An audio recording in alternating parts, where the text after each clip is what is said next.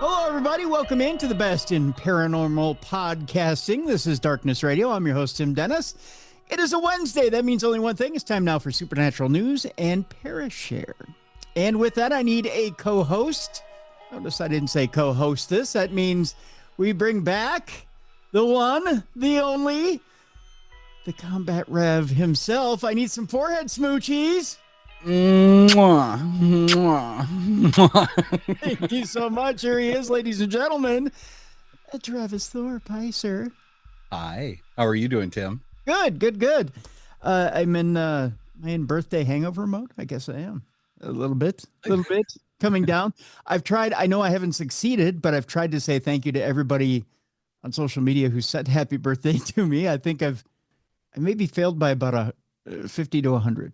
So I'm only out of the almost 1,200 that have said happy birthday to me. It is the only downside of being so popular. If I were that popular, I would have had a hell of a lot more than 12. No, I'm kidding. I'm not more narcissistic. No, but I want to say thank you to, first of all, thank you to everyone who took the time out to say happy birthday to me. I greatly appreciate it. So thank you so much. It does this old man good to know that somebody cares. So Did you do anything fun with your new slushie maker? Oh, I did get a slushie machine for I did.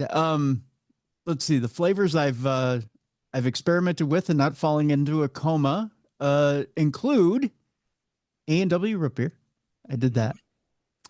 I did a combination of, what was the combo we did that one night? It was caramel apple. So it was caramel soda and apple soda. Oh, wow. Together. Oh my God, that was so good. Here, I thought you were going to say like Monster and pickle juice or something. Yeah. Ew, God, no. Not a monster. Ugh. No. Now, for everybody who doesn't know, and I haven't really talked about this on air, I've been wanting a slushie machine for the longest time. I just, again, simple pleasures, but I that's all I wanted in life is a slushie machine. So I got one. So I'm a happy camper. Now you got to set the bar higher. Yeah, I know, right? I really do. I don't have very many wants in life. So yeah, I do. I should have said harem. But yeah, I went slushie machine. But I've done, I've done the Coke, the Mexican Coke slushie. Oh, Mexican Coke slushie. I tell you, if you ever want to get your blood sugar up to that point where you want to see God, that's it right there. Mexican Coke slushie. Nothing will get you to 800 to 1,000 like a Mexican Coke slushie. Our slushie to you with real sugar cane and a little bit of cocaine.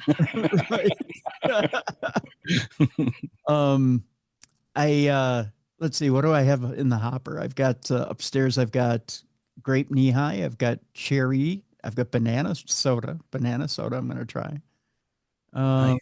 Yeah, but these are all, you got to stagger these, of course, because these are treats. They're not, everyday thing. I don't wake up in the morning and go, slushy. It's a treat. So that might be a really fun way to deliver medication to kids that don't want to take it. Yes. Yeah. Put it in their slushy. Yeah. Here's your penicillin. Right? Oh, bubblegum. Bazooka bubblegum soda. We did a bubblegum slushy one night. Nice. Oh, that was really good. That was tasty. That with like a cotton candy or something like that. Oh, I'm telling you. And if you did like an orange soda and a vanilla soda and you put them together, like you do a cream. Yeah, like a dreamsicle. Oh, telling you can get dangerous with it. I still haven't done an alcoholic slushy yet. I'm probably going to do that one weekend when I don't want to see the other side of the weekend. I'll probably do that.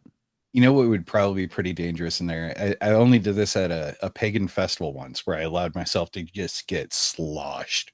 Mm-hmm. And it was a 50-50 mix between, was it Kraken, which is the is that Captain Morgan? I can't remember, but it was their Kraken, right? Okay. And root beer. And you do a 50-50 mix between the two of them. That is dangerous. Now, when I was in college, there was a concoction contraption named swamp water. And I just know it was green. I'm going to figure out how to make it. And I'm going to make it into a slushy form. Someone knows what it's made out of. I'm sure they'll email me and tell me what it is. Probably some like handed down recipe of a grog, you know? Yeah. Well, I know there's blue Hawaii in it or whatever it is. It's or, you know, that blue mixture. And then you put in a little, you know, there's stuff. A little bit of Hawaiian punch, a little bit of Sunny D. Oh, I'm sure. Yeah. But yeah, it was so good. It was, and it just got you schnockered. I mean, you were just out on your feet. You drank one of these, and because I if I remember right, I think there was triple sec in it. There was vodka in it. There's probably about 4 or 5 different liquors in it. But it was a potent punch, right? Wow. And I just remember drinking it and thinking, I can't move off my stool. And I drank a lot of it that night. And I thought, this is good. I like this. Wakif was the name of our bartender at Max's in Winona. This is a long time ago.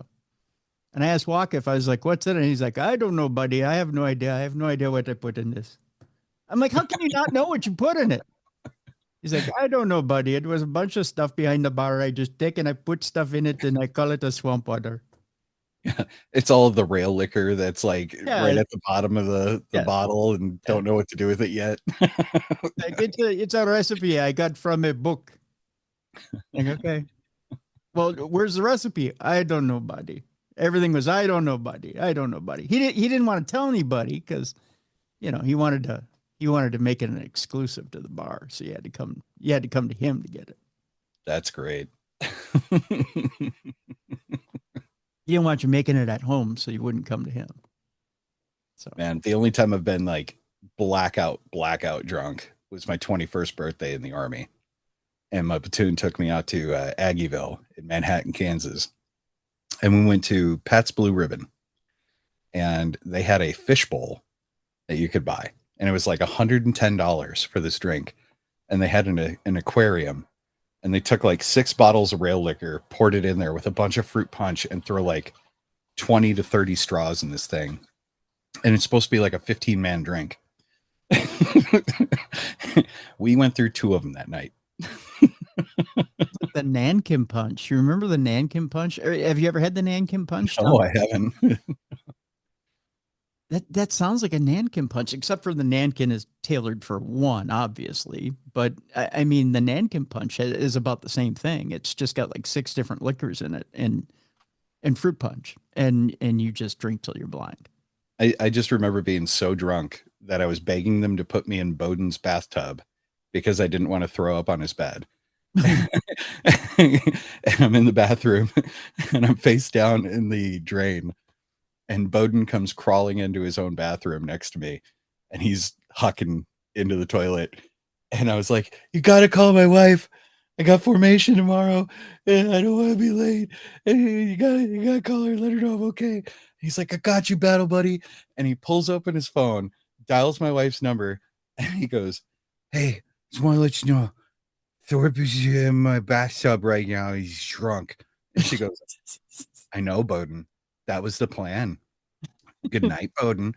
And he goes, okay, good night. And he hangs up his phone. And this is back in the Motorola Razors, right? So he flips it shut and throws it in the toilet and flushes the toilet to hang up. No. I'll never forget that. Oh. And then she showed up in the morning with like 5 other guys from my unit to come carry us to a vehicle because we already missed 2 formations. And they hand me a Gatorade to rehydrate, and it was fruit punch flavored. Oh. And as soon as that touched my tongue, just whoop, right over the railing onto a family downstairs eating breakfast. It was a very waffles. Yeah, very embarrassing time. Not proud of it. That's why I'm not a drinker. Fruit punch flavored. You know that had to be a rib, right? That just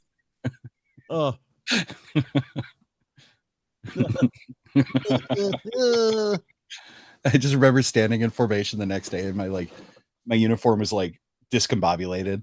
Mm-hmm. And man, I should have had it handed to me because I already missed 2 formations. Yeah. And my staff sergeant just looks at me and he's like, "You have a good time?" And I'm like, yes, staff sergeant. It's still just hammered drunk still the next day. Oh. And then he walks away. And this was a guy that would punish you for sneezing the wrong direction. And that was the worst punishment ever because I was so paranoid about this punishment that was coming that never happened. I bet. That's the worst. The worst punishment is the one you never get, right? The one you expect is coming and never does. Oh, that's the ultimate mind screw, right? Unbelievable. Well, we got a busy program here, so we should probably jump to it. But yes, thank you everybody for the birthday wishes. It's greatly appreciated. And onward and forward with year 29. I am so excited for year 29. So there you go. Sure. Jess paid me a good compliment on there. She was like, you look really young. I'm like, according to who? And I'm going to get your glasses changed. Wait, was she saying you look 29? Not 29, no. But she paid me a compliment saying I looked a hell of a lot younger than I am. I'd put you at 32.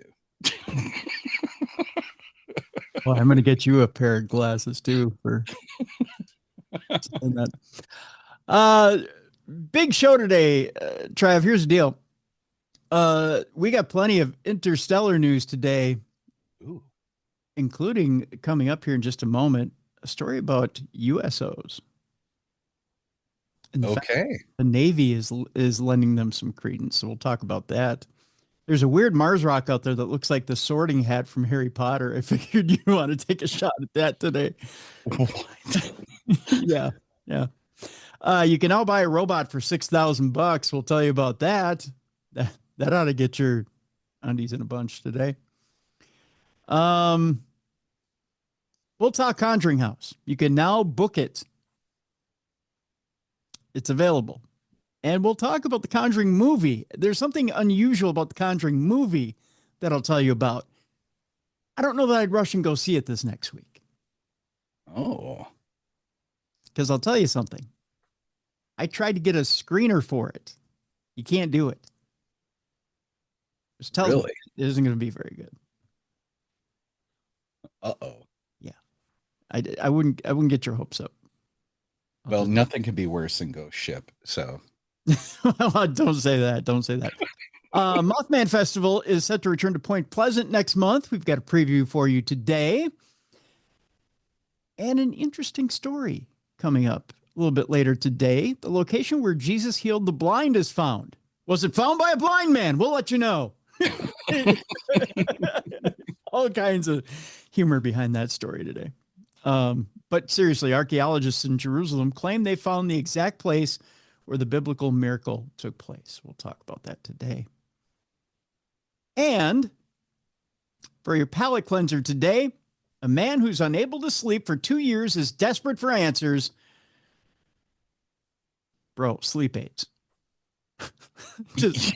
Yeah, put the cocaine down. Yeah, right. It's real simple, you know. But we'll tell you why he hasn't slept for 2 years. That's coming up at the end of the program. But first, enough with the teasing already. A Navy officer says underwater UFOs or USOs are legit threats. And the evidence is hard to ignore. Some of the most credible encounters with non-human aircraft have happened over the world's oceans, and now witnesses want answers. Now this, believe it or not, this article, Trav, was in Popular Mechanics. That doesn't surprise me. Like, more and more people are starting to accept this as a mainstream reality. Yeah. It's not so fringe anymore. Yeah. In mid-2014, during training flights off the coast of Virginia Beach, Virginia, FA-18 pilot and U.S. Navy Lieutenant Ryan Graves began to notice something strange. The radar returns looked off phantom blips moving with unfathomable speed and precision. At first, he dismissed it as a glitch, but then anomalies returned, recorded by the fighter jet's sophisticated sensors. They would hover in place and then dart away at supersonic speeds. They were recorded from the ocean's surface at 40,000 feet, sometimes stationary, 0.0 Mach, other times 250 to 350 knots, sometimes even supersonic, 1.1 to 1.2 Mach. All altitudes, and always over the ocean, Graves said. After appearing only as glitches on the jet's radar, the objects on one occasion finally came into view. Graves reported seeing a dark gray or black cube inside a clear sphere, between 5 and 15 feet in diameter, coming within 50 feet of their jets. That was the turning point, Graves says. We started treating it as a safety issue. Over the next year, Graves' squadron recorded sightings of the unidentified objects almost daily. Sometimes the objects flew in loose formations. Other times they traveled alone. They had no exhaust, no visible propulsion, no wings. Sometimes the object would rotate in place. Others vanished when approached. As it turned out, pilots stationed off the West Coast on missions aboard the USS Nimitz, the USS Princeton, and other carriers had been experiencing similar things for years. Some of these craft, now classified as UAPs or unidentified anomalous phenomena, appeared to be capable of transmedium travel, meaning they are able to move from air to sea without slowing, splashing, or emitting heat. They challenged every assumption led by aerospace engineers and radar operators. Graves doesn't claim to know what the objects were, but one thing was clear. This wasn't business as usual, he says. There was a serious issue at play. It wasn't just one rogue object. It wasn't just us on the East Coast. It wasn't just my squadron. It was a pattern. This was global.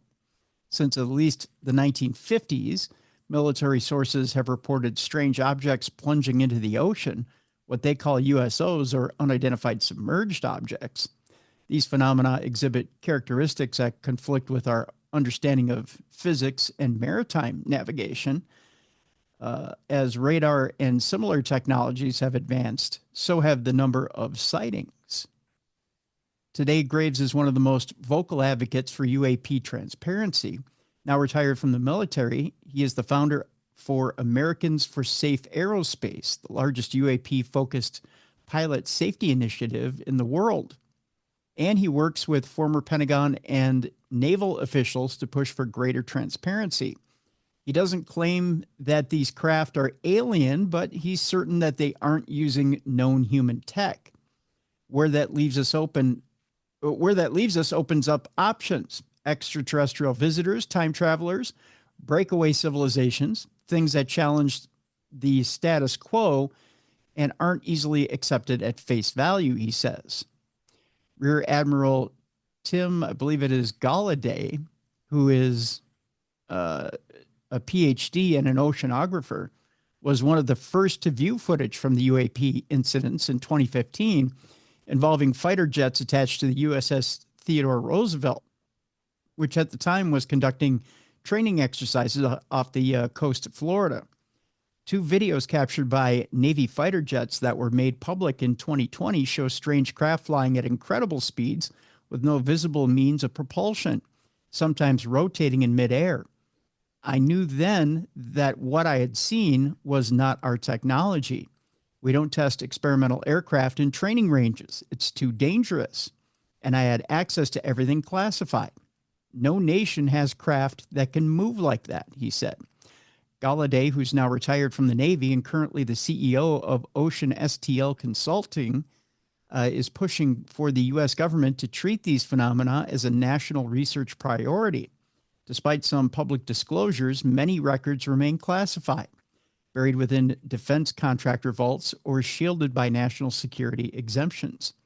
If even part of what's being reported is true, then the encounters off Virginia, California, and elsewhere could be the opening chapter in a much deeper mystery, one that spans oceans, navies, and continents. This spring, Graves and Galladay briefed officials in Washington, D.C. on unidentified submerged objects. we're at a unique moment in history, Graves said. People have access to tools that can reveal things, and the momentum is building. It's an interesting article. There's a little bit more to it, but they're just saying that the possibility that these exist underwater is very real, and that they could come from another galaxy. It is not the first time I've heard that.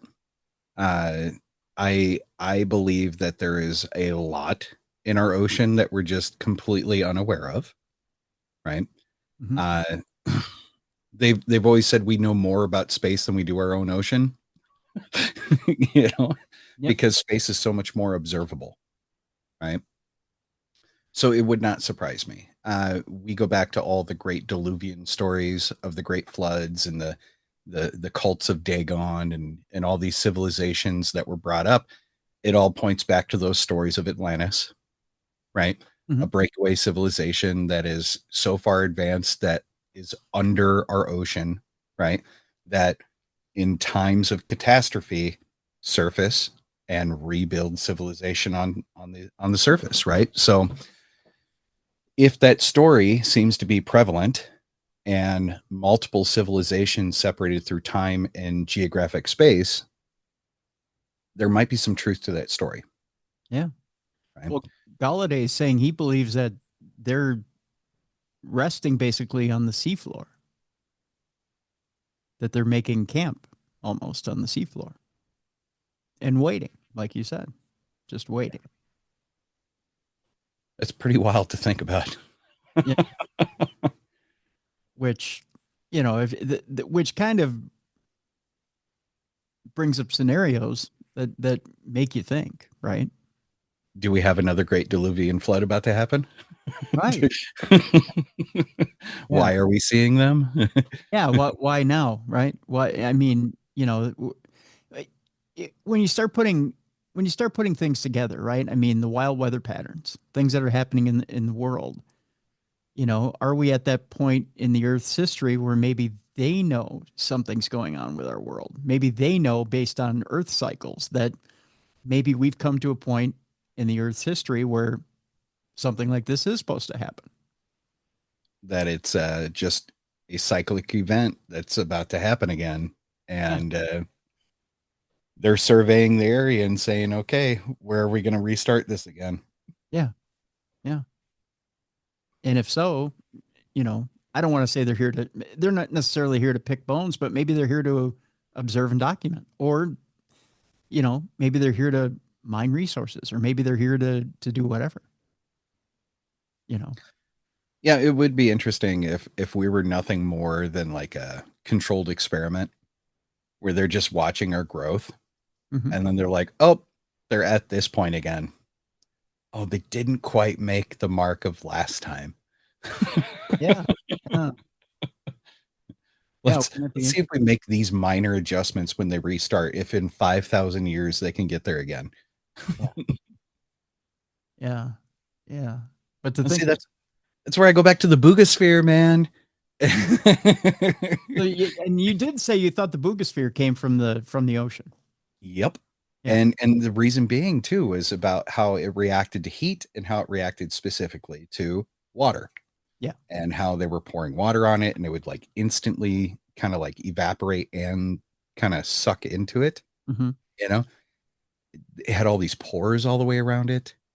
It only seemed to disable when it hit a high voltage power line. Yep. Which I had said, you know, indicated that it probably didn't come from space then, because there's so much of that interference out there that if a high voltage line disabled it, then that means it probably came from here. Yeah. Right. Yeah. But I don't believe it's something that came from one of our own governments, or this would already be a project. This would already be something that we're aware of. Right. You know? Right. So yeah, it would have been swept under the rug long ago and you wouldn't be hearing about it. Yeah. Yep. And with all the other governments that are interested in it, that are taking interest in it, with all the other human languages that are on there, along with this suspected sci-fi language, you know, yeah, it would indicate that maybe there is some truth to that great Diluvian Dagon story of this Atlantean society underneath the water that is there to guide, not to protect, not to be our benevolent benefactors, but like, hey, young kids, here's the blueprint to society. Don't screw it up. And then they disappear. They go out for milk and they don't come back. And then we have abandonment issues. Yeah. No, I hear you. That I mean, to me, that makes a lot of sense. I know it doesn't to some people, but it does to me. Right. Yeah. I mean, you know, we should have always realized that we're meant to be a society that's meant to be on our own and find our way. That there are no space daddies out there that are coming to save us or take care of us, right? But for some reason, there's a segment of the population that thinks that there are these space mommy and daddies that are coming to save us, and I don't know why. I've never felt like that's a true story. You know, like I used to tell my students all the time, like, I'm not the guy to shit in your Wheaties, right? I'm not the one that's going to tell you that your idea is wrong. You know, when they would say like, "Oh, I believe in aliens and stuff," I know that sounds weird, and I would go, I believe in fairies and ghosts." You know, like, Mhm. why couldn't I believe in that? Who's to say that all of that doesn't exist, right? A breakaway society in our own ocean. Maybe the reason that we aren't experiencing so many of these sky daddies or as many of them or as much interaction is maybe they recognize whatever is in the ocean as being the, you know, progenitors of this world, Yeah. and it's not their place. You know, they're guests here, and so they're kind of a little hands off but still a little proby and coming in and investigating and interacting a little bit here and there and a little bit of trade and commerce, if you would, right? But not like just coming in and setting a foothold because it's not their home. Or, hear me out, interstellar gang lines. Right? Crossing one's territory, you might get shot. Yep, yep. Dude, I think it is entirely all possible, you know. And I know I had this conversation with somebody recently on the phone too. Like we were talking about that interstellar object that was heading our way. And I know you and I have talked about this a few times on the show recently too. Mm-hmm. My my thought goes back to like what if it is extraterrestrial, but it is not super advanced? What if that's that breakaway civilization's like first interstellar travel vehicle, which is why it's taking so long, which is why we're able to observe it for so long, because so many of these others that we see, it's like instant, right? It's almost like it just breaks through space and time and just punches a hole through the fabric of the universe and is here. Where that would be like if in 100 years we developed our first mothership to go explore deep space, and 380 years later, you know, there it is. And it's coming towards somebody else's system. I think all of the cards are at play. I have no reason to poo-poo in any of it yet. um, Everything's possible. It's all plausible. I hear you. I hear you. We won't go over that again. I tend to be a little more skeptical as far as that, considering Avi Loeb and the source and how often he swings and misses. I tend to be more skeptical. That's just me. Speaking of, let's get into some of those more skeptical subjects. A mystery disc-shaped object is spotted in Antarctica on Google Maps. The eagle-eyed Google Earth sleuths that have discovered this strange disc-like object on the Antarctic ice are weighing in. Anomaly hunters have spotted some unusual things on satellite images over the years, and this latest example, which looks like a dark saucer-like disc half embedded in the ice, is no exception. Situated 90 miles from the coast of Antarctica, it can be found at, if you're ready for this, I don't know if I'm reading this right, but uh, is this at, is it, I don't think this is minus 66, or it could be 66 degrees, 16 wait, here. I'm just going to show you on here. I think it's time to pull up Google Earth. Is it time to pull up Google Earth? Is it 66 degrees? It's a 16, is that foot? 16 feet, 24.5. It looks like inches south. I don't know. I don't know how to read a map or read map directions. Latitude and longitude. Yeah. Latitude, longitude. Is that so? That'd be 16 latitude, 24.5 longitude south.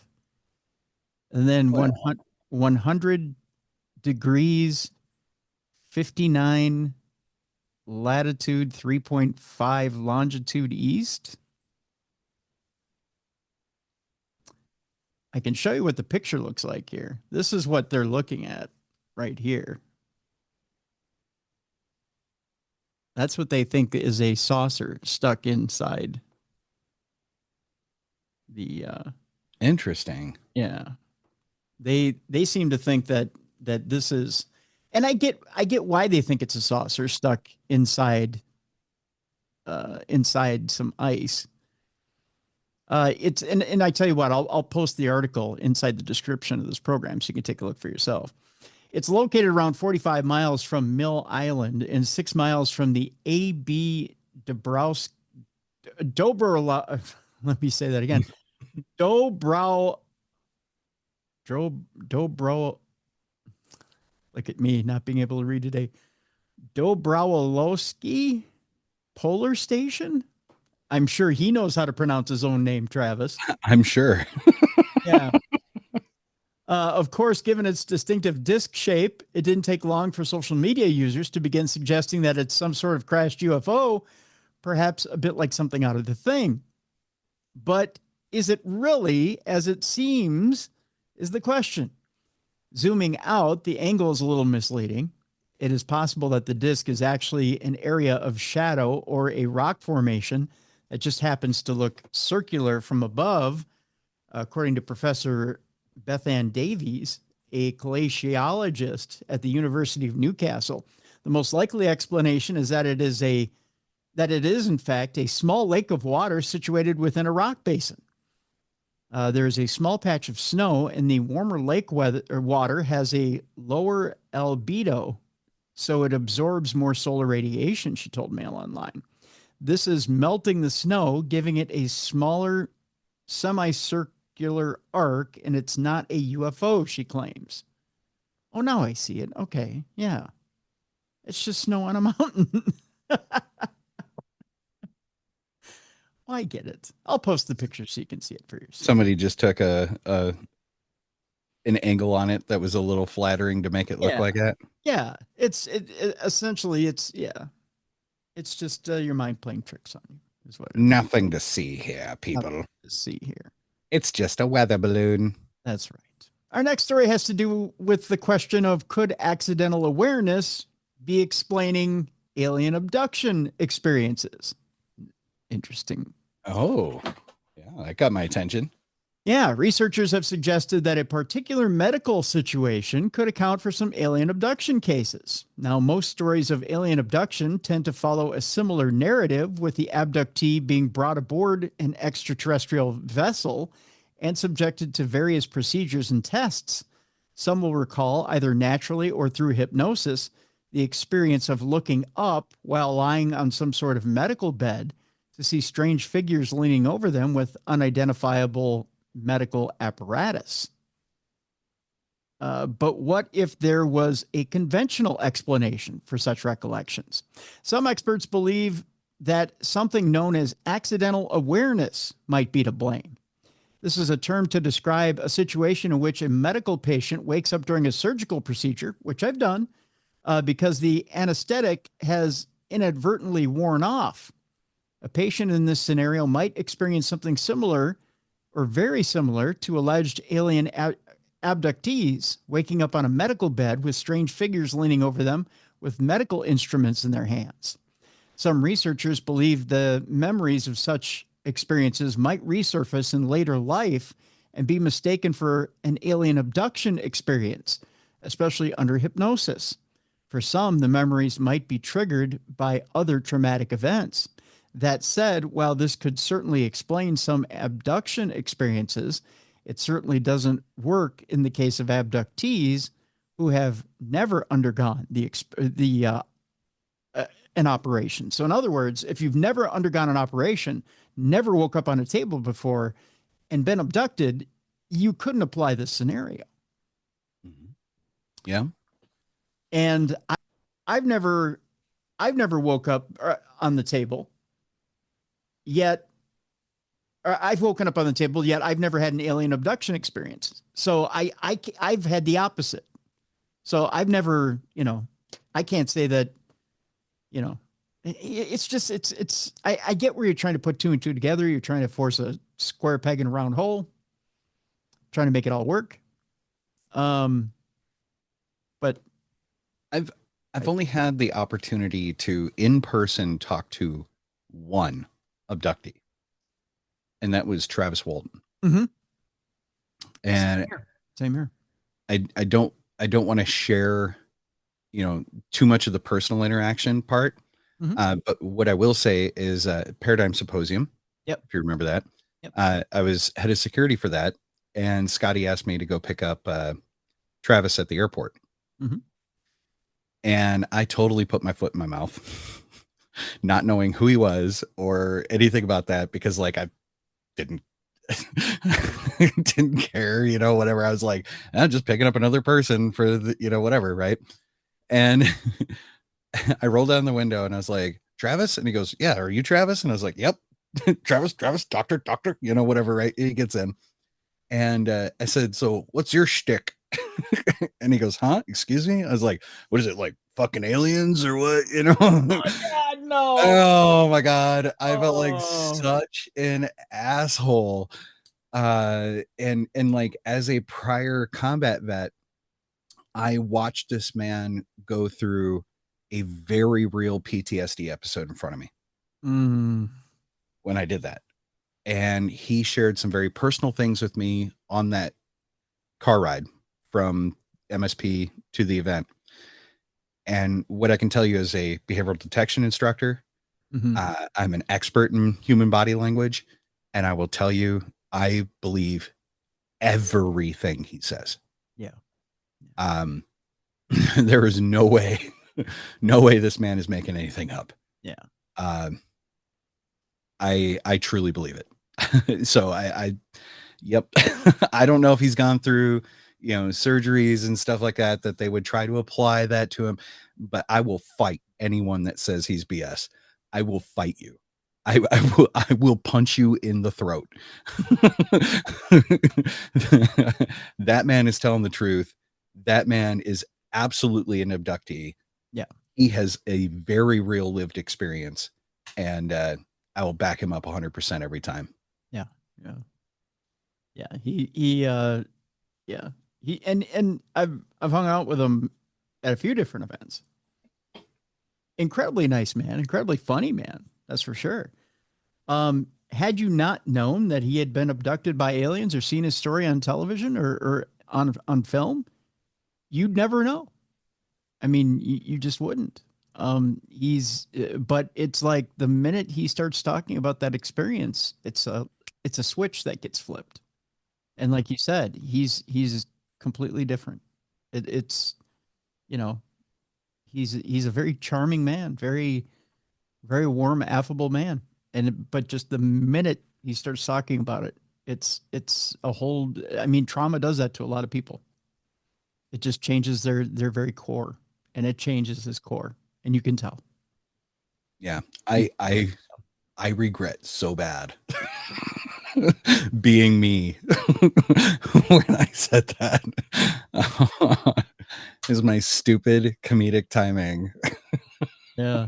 No, there was a whole bunch of us who got together for the whole, when I say whole bunch of us, there's probably 20 or 25 of us that went to dinner in Gettysburg one year. And he was holding court at the table. He was just holding court. And I mean, one joke after another out of his mouth. And I'm like, where is this coming? This is the abductee that's, slinging jokes. I was like, hey, go Travis, right?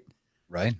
And you're like, but we're all human, right? We all have our ups and downs. We all have our, we all have we all have our jokes. We all have our, we've all had our moments in life. But man, he was on a roll, and he had the entire table enthralled. And I thought, good for you. Right.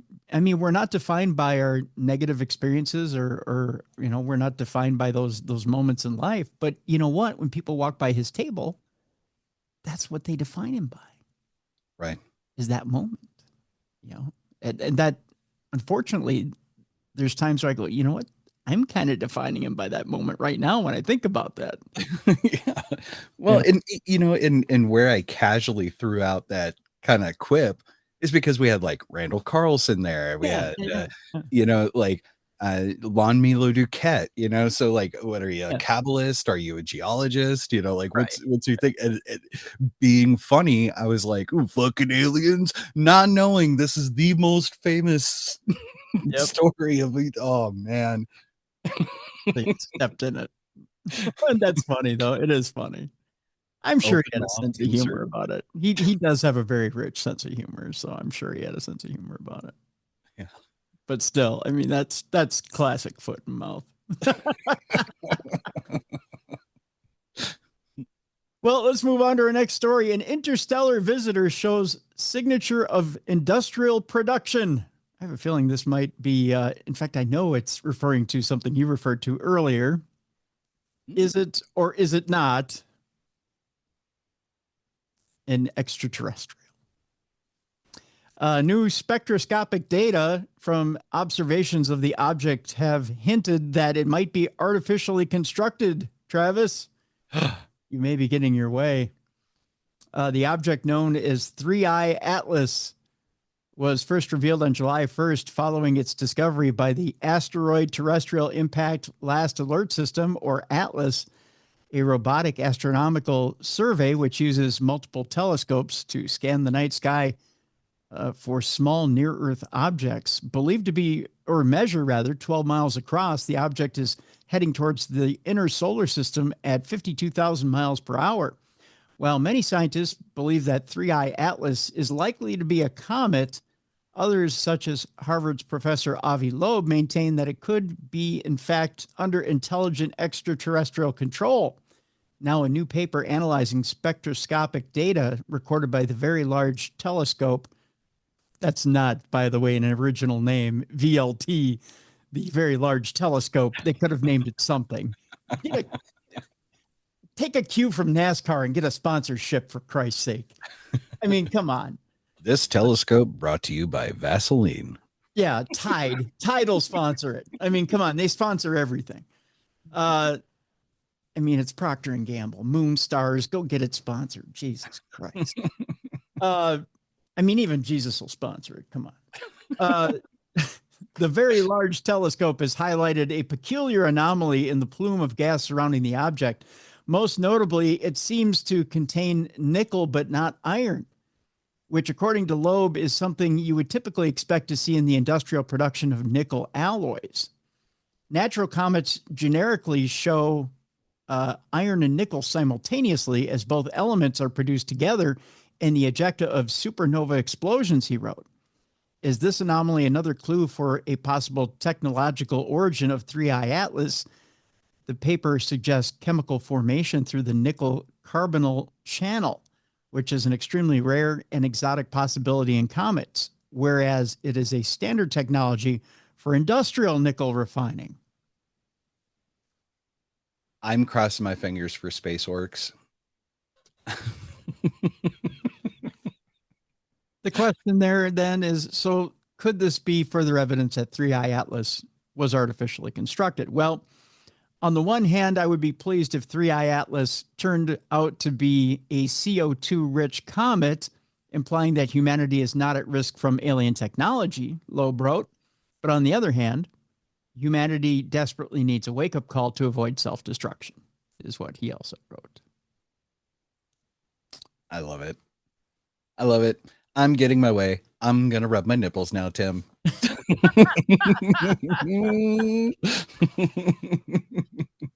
I honestly, again, I still think it's a comet.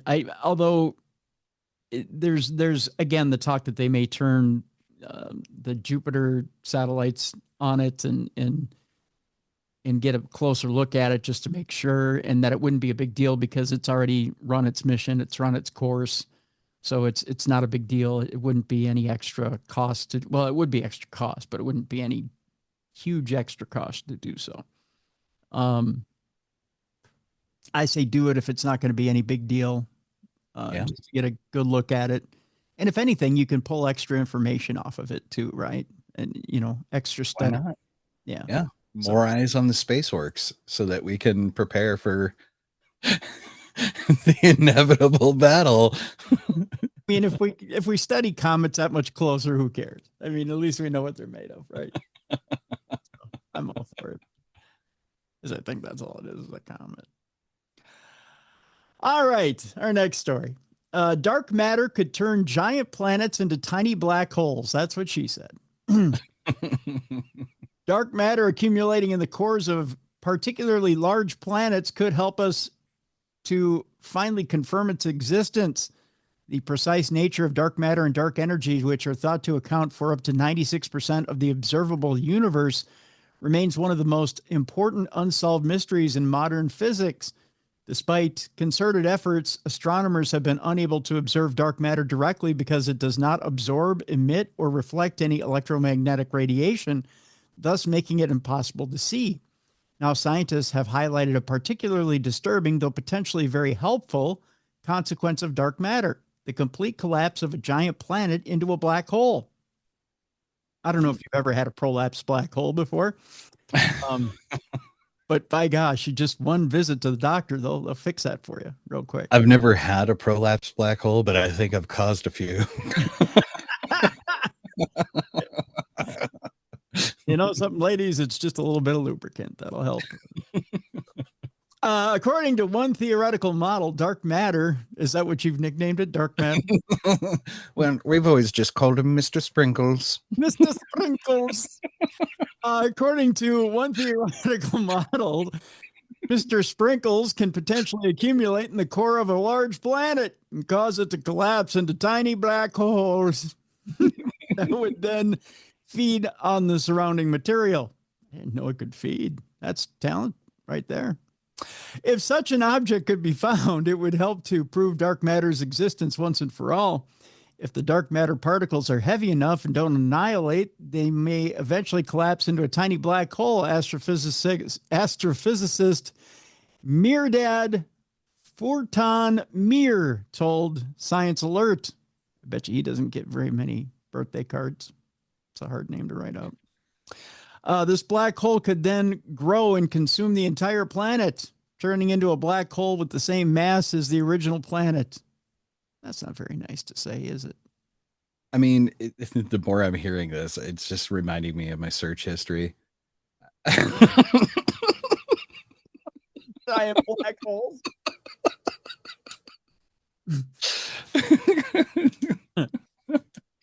Looking for giant black holes. This outcome, and this is the last line of the story, and I swear we'll move on. This outcome is only possible under the super heavy non-annihilating dark matter model. Again, is that part of your search history? I don't know. Can we look up super heavy crushing black hole, please? I promised you a story about a weird Mars rock that looked like the Sorting Hat from Harry Potter. So yeah. Are you into the Harry Potter? Are you kidding? Who are you talking to? Of course. Here's what the rock looks like. Oh my God. There you go. If I put that on top of my head, is it going to put me in House Slytherin? That's all I need to know. Well, it's only one way to find out. You're gonna have to take a trip to Mars. Let's go. Unless I got a credit card. I've got a credit card. Unless you get in a fight with Elon, that's the only way you're going to get up there. A peculiar rock spotted in a photograph on the surface of Mars has prompted some tongue-in-cheek speculation. The rock, which was picked up on camera by NASA's Perseverance rover in Jezero crater earlier this month certainly stands out quite a bit compared to the rocks that you typically find on the Martian surface. As soon as the picture started circulating online, social media users began pointing out that it happened to resemble some sort of headwear, such as a Spanish conquistador's helmet. I guess it could be a conquistador's helmet, but no. No, 5 points for Gryffindor. That's what's going on here. Yeah. Others, meanwhile, said it looked like a sorting hat from the Harry Potter movies, which is closer. Yeah. The reason the rock looks so odd is that it is covered in spherules. Tip of the hat to Avi Loeb, second time this newscast. It reminds me of one of those rather battered helmets one would often find in medieval hordes, though I do not think we should expect anything so anthropogenic on Mars, the University of London scientist Dr. Kieran Hickman Lewis said as he hiked up his suspenders and waxed nostalgic for ever getting a date. It sounds to me like he's never heard of space orcs. I guess not. He also went on to say, I think it's clearly a distinct color and texture relative to the surrounding bedrock. Certainly tells us that this is an out-of-place object in the Martian landscape. It seems to be composed of spherules, spherical particles that might be sedimentary or volcanic in origin and has been eroded from its original location and redeposited here. He then took a hit off his puffer and wax nostalgic. Suffice to say, then, that it won't place you in Gryffindor if you happen to put it on your head. It says here, I swear to God, it says that in the very last line of the story. I was not prompted to throw that back at you. It says it. Beautiful. I believe you. Right. Very end of that story. All right. We're going to take our break here. When we come back, you can now buy a robot for $6,000, but is it actually any good? We'll talk about that in AI news. That's coming up. The Warrens Occult Museum and House in Connecticut is now open to private overnight stays. We'll tell you how much you'll be putting out to stay there. And we'll also talk Conjuring movie.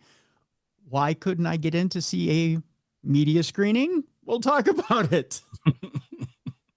Why I don't think you're probably in for a treat for the third movie.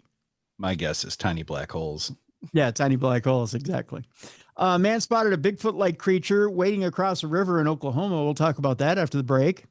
The documentary is offering an explanation for the Bermuda Triangle mystery. That's one of the stories coming up after the break. A mystery is surrounding a cave skull with a stalagmite growing through it. That sounds painful. We'll talk about that. And we're wrapping things up today, talking in our palate cleanser about a man who has been unable to sleep for 2 years, and he's desperate for answers. Dramamine. I think he's probably going to throw up. NyQuil. NyQuil. That's, yeah. They make that special sleep medication NyQuil does now. So it's already been solved, dude. We got your answers for you at the end of the program. Hopefully he's listening. And after the break, I have the most frustrating audio Parashare you've ever heard in your life. I'm going to appeal to this guy to call us back. I've been holding on to it for a while. I didn't realize I had it. I listened to it today. I'm going to play it for you guys. This man knows somebody very famous who was killed and knows who killed him. Oh, wow. Combination True Crime Tuesday, Darkness Radio Parashare. But it ends before the answer is given. Oh, no. Yeah. We're going to hear it after the break. It's going to frustrate you. I guarantee it. So it's coming up after the break. So with that, we're going to take our break. You're listening to Supernatural News and Parashare on a Wednesday right here with your buddies Tim and Travis on the best in paranormal talk radio. This is Darkness Radio.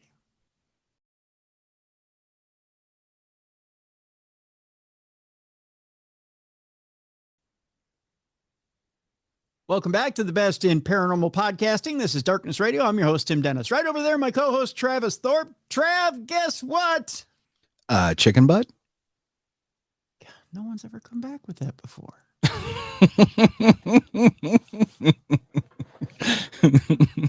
How come it took you, of all people, to come back with that one? It's just me. Yeah.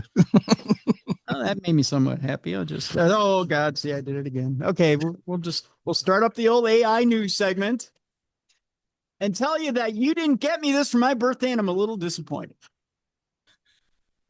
You mentioned in the last segment you had your credit card. You could have popped out the old credit card, got me a robot for six grand. Yeah, I mean, just a measly $6,000, Tim. That's it. Just 6 grand. Yeah. They're saying it may not be any good, but you can get one for 6 grand. Should we find out what 6 grand gets us for a robot? I'm gonna guess it has something to do with not having to pay child support. The robot doesn't pay your child support. No, this is a picture of what you get for 6 grand.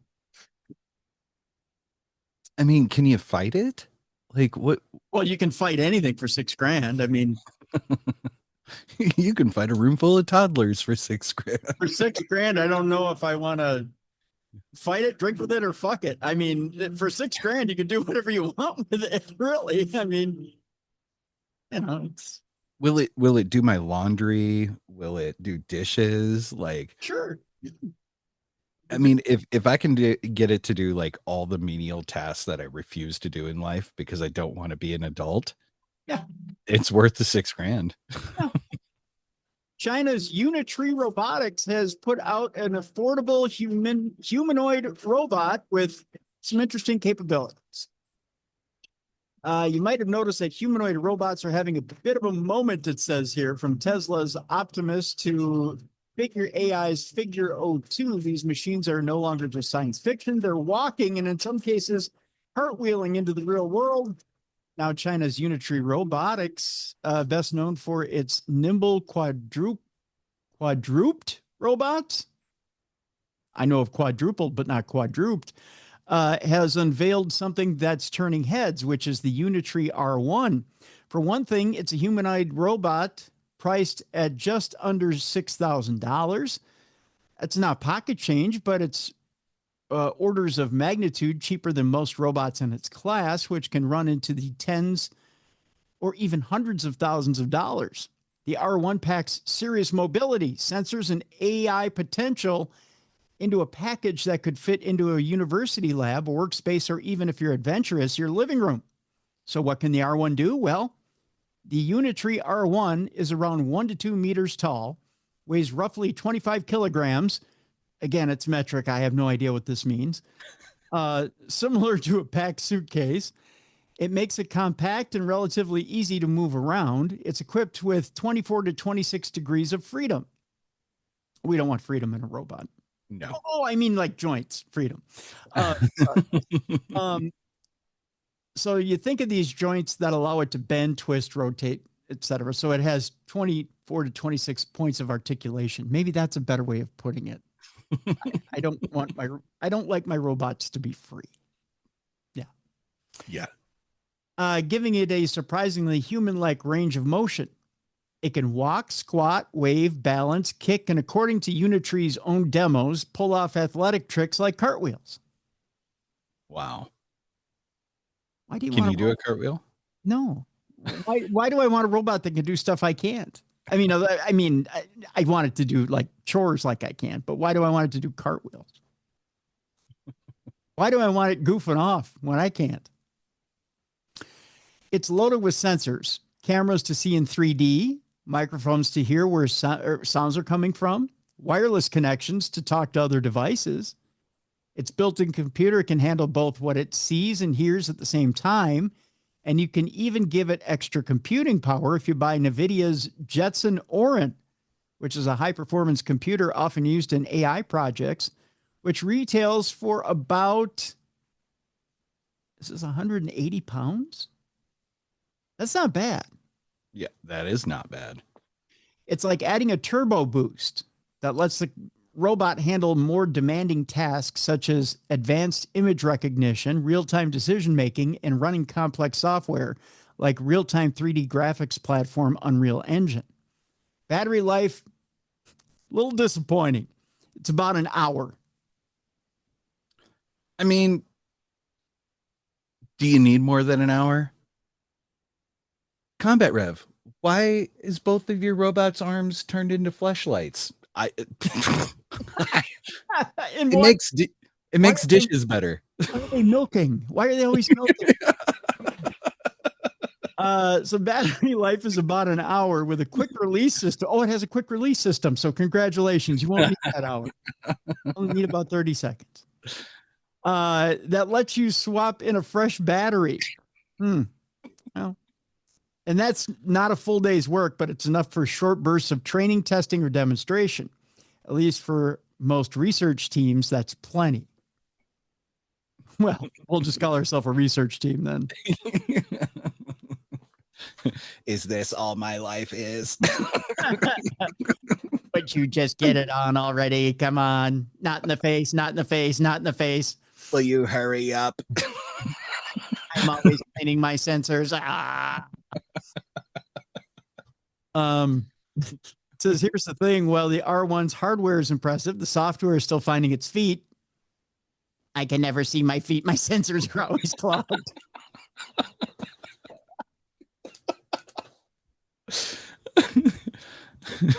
For example, Unitree's website says that users need to understand the limitations of humanoid robots before making a purchase, reflecting constraints to the robot's autonomy. This is not unique to Unitree.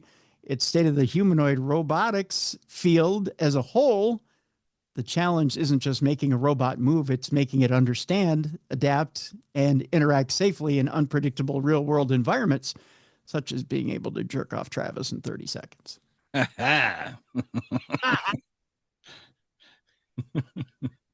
Put that in your pipe and smoke it. There's a whole bunch of other la on here, but it says for now, the R1 is not the robot that will change everything, but it's a signpost pointing towards a future where robots like it are much more common, much more capable, and perhaps a little more human. So a softer touch, because I have a feeling right now it's got a grip like a vice. And that's how black holes are formed. That's right. Pretty much, because when it goes to grip you to jerk you off, your asshole explodes like dark matter, and then that black hole is formed. This is how space orcs are burned.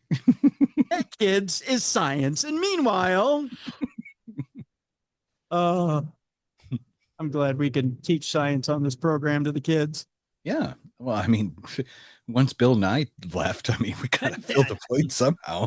Got to fill the space, and that's what she said. A happy AI story. There's an AI stethoscope out there that could detect major heart conditions in seconds. Nice. I think I pulled this one just to make myself feel better. Stethoscopes powered by AI could help detect 3 different heart conditions in seconds, according to researchers. The original stethoscope, which was invented in what year, Trav? I want you to try and figure this one out. Oh, I'm going to go 1431. Oh, very close. You're off by about 400 years. 1816. 1400s.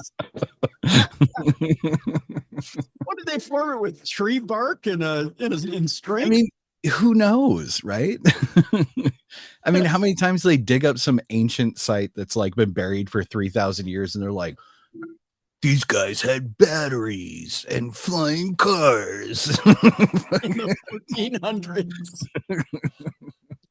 The original stethoscope, invented in 1816, allows doctors to listen to the internal sounds of a patient's body.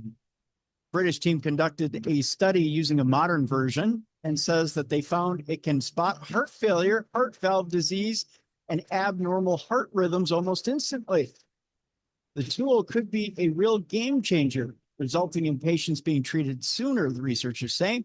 with plans to roll the device out across London and all of England following a study involving 205 GP surgeries in West and Northwest London.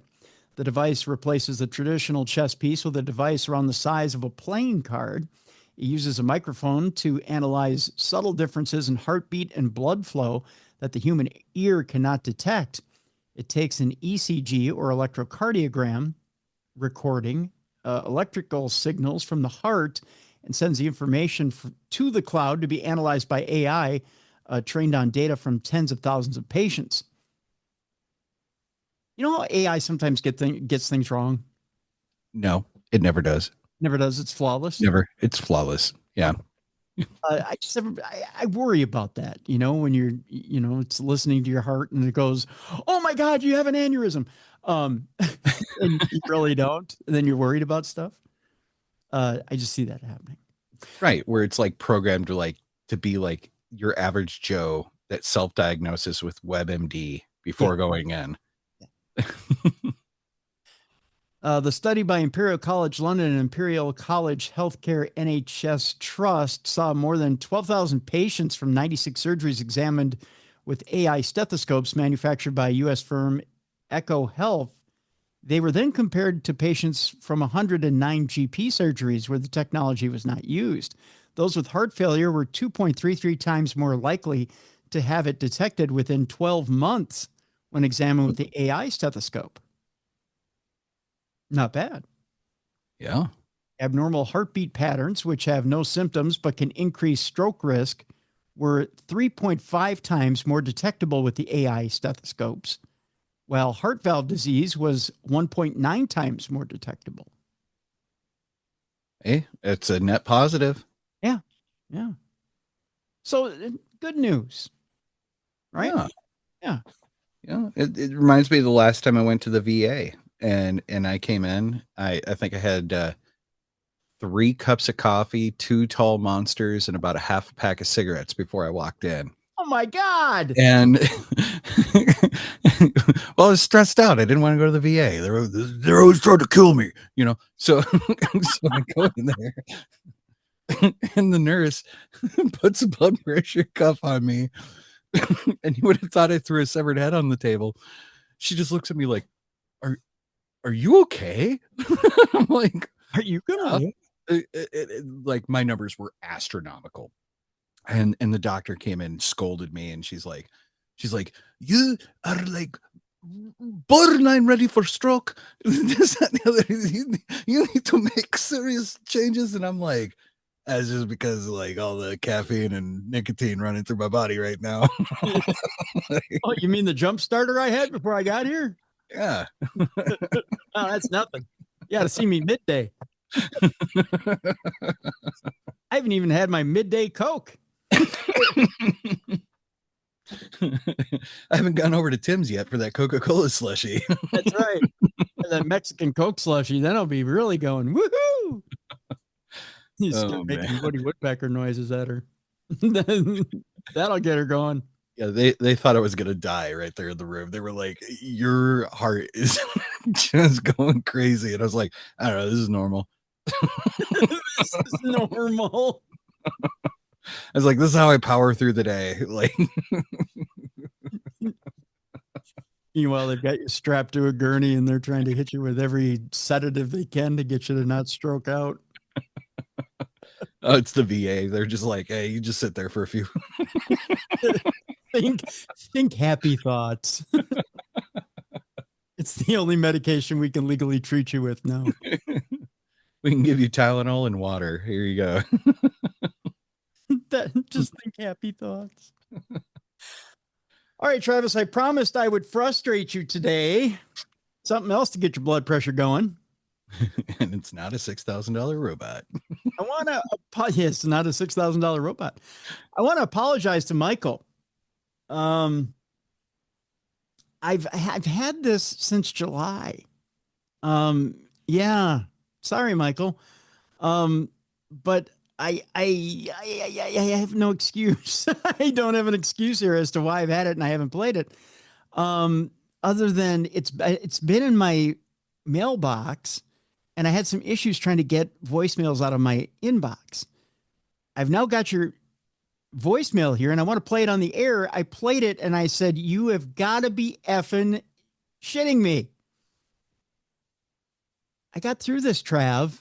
This voicemail cuts off before he's able to tell me the rest of it. So, Michael, I implore you, please call me back and finish your story. I'm going to play it because it's the ultimate suspense story. And I want you guys to be just as frustrated as I am. It's a combination True Crime Tuesday and Darkness Radio Parashare. I'm ready to blow my eardrums out. Ready? Okay, so this one comes from Michael. Oh, here we go. Hi, this is Michael. I'm calling because I'm a witness to the James Riddle Hoffa murder on July the 30th, 1975 at approximately 3:20 p.m. Wednesday afternoon in downtown Detroit. I walked up on a mob murder at the Renaissance Center in downtown Detroit. It was phase 2 of the construction of the building.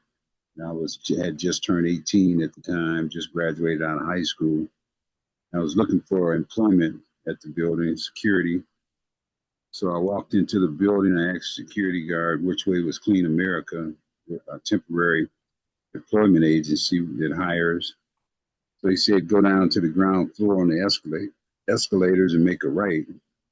I went down to the ground floor and I made a left. I went through Tower 200, which was complete. From phase 1, and I continued on southeast of the building, and I walked up to a large, tall plastic. And that's where it cut off. And I said to myself, you've got to be fucking kidding me. He saw Hoffa get murdered. Oh. In Detroit. Michael saw history. So, Michael, I'm imploring you, please, either call me back by the same system, again, by going to darknessradioshow.com, clicking on that blue button, leaving your story again, or email me, tim@darknessradio.com. Email me directly, and I'll give you my phone number, my personal phone number, and let's talk, because I'd like to get you on the show. I'd like to be able to record this and I'll interview you. We'll go back and forth and we'll talk and put the segment on the show. I want to be able to talk to you about that day and put the segment on True Crime Tuesday. That is wild. Yeah. You're right, Tim. I do hate you for that. Should we not say his last name just for safety reasons? So yeah, you can get the other side? I thought about that too, but you know what? Because I mean, if he's the only witness to this thing that has been such a mystery for so goddamn long. You know what? I may bleep out his last name. There, yeah, I think that's the right move. Yeah. So we won't say his last name. Oh, we'll just refer to him as Mike. Yeah. Yep. Wow. And you know, it's interesting. Like at first when I was listening to it, I was like, how many times do you have people that just want to feel important, so they start talking about things? But I'm listening to very specific details that he's regaling going back, what, 40, 50 years? Yeah. Right. And I'm like, okay, yeah, he's not just filling that in. No. Right. These are very specific things that are illicit memories due to a traumatic event. Wow. I really do believe he saw the murder of Jimmy Hoffa. That's wild. Isn't that something? Huh. Protect him at all costs. We got to get the other half of that story. Yeah.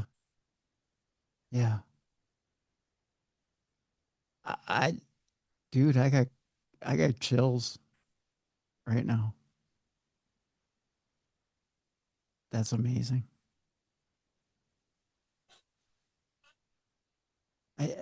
Wow. And he contacted you through the show? Yep. Through the show website. Michael, yeah, if you're out there listening, definitely get in contact immediately. Get this out there, and for the love of God, please even just record it, put it on some kind of thumb drive, something. I do have a way to email him back. I'm going to email him back. I'll contact you after the show, Mike. But yeah, please. I'll try to contact you and see if we can set something up where I can record with you. I want to get your story and be able to maybe set it up as a segment, maybe even for a True Crime Tuesday. Because it's too important. I think it's too important. So huge slice of Americana. Yeah. So yeah. So we'll be working on that this week. A little something to look forward to. Yeah. Thanks, Tim. Yeah, my heart didn't need any more of that along with my monster. So, well, I figured I'd get something to slow your heart down there. Oh, that was pretty damn cool. Yeah. You got to make some news. You got to break some news in this business. Hell yeah. Well, thank you, Michael.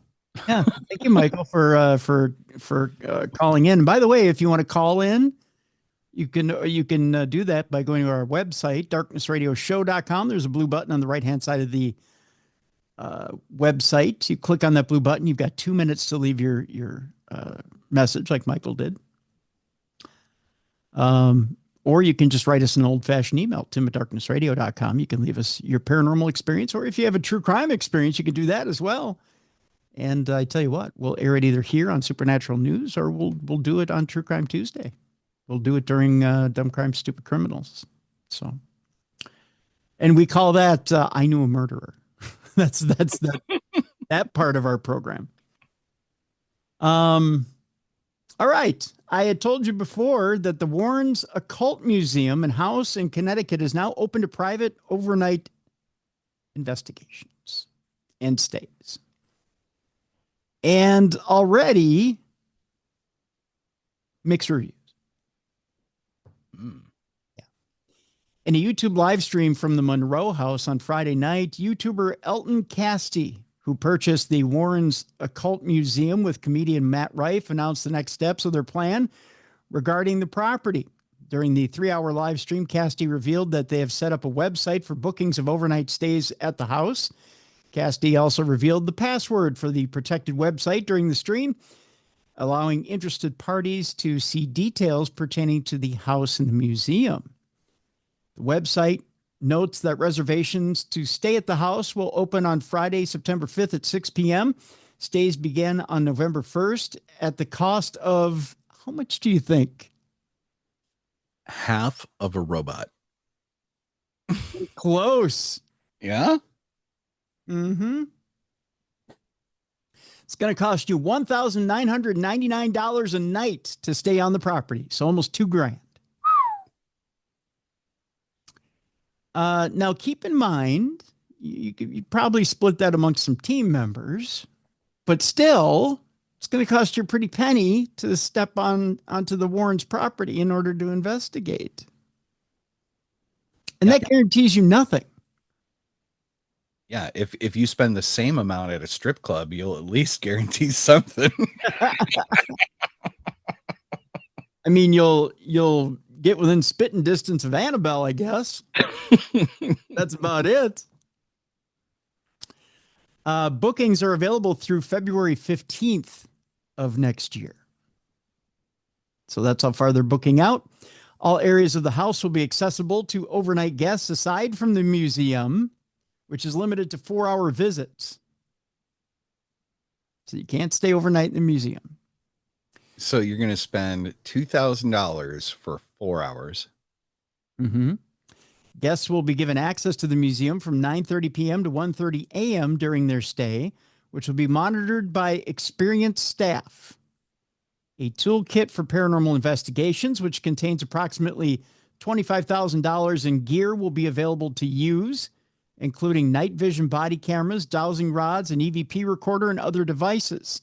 So you will get those pieces of equipment to use. Now, holy water, bedding, towels, bathroom essentials, drinks, and snacks will be provided to guests according to the website. So they will outfit you with all the different stuff for the $2,000. Okay. Not a bad deal. Well, you don't have to haul all your gear out there and all that then too. They have stuff available for you right there. Right. Now, here's the thing. If you think you're going to load 30 people in for $2,000, yeah, another thing coming, Buster. Let's see here. We're frozen. Let me, Yep. Time. There we go. Okay. We're back. 121. All right. If you think you're going to load 30 people in, here's the deal, Buster, for that $2,000. A maximum of 8 people are allowed to stay overnight at the property at a time. So you're going to end up ponying $200 a piece for the privilege. The minimum age to book an overnight stay is 18. Well, I mean, that's legit, right? Yep. Well, and so what you're talking $200 per person the night for a 4-hour experience with all the gear provided. No. That's 4 hours for the museum. You can stay overnight, but you only get 4 hours in the museum from 9:30 to 1:30. They're not going to, in other words, they're not going to let you stay in the museum all night, because I think a lot of people are thinking that we're going to be able to ghost hunt the museum all night, and that we're going to spend the majority of the night ghost hunting this haunted museum all night. That's not going to happen. Yeah, it'd be boring. It'd be like sitting in a tool shed. Well, but that's where the majority of the haunted, items are, and that's where the activity is. But none of them have opposable thumbs, Tim.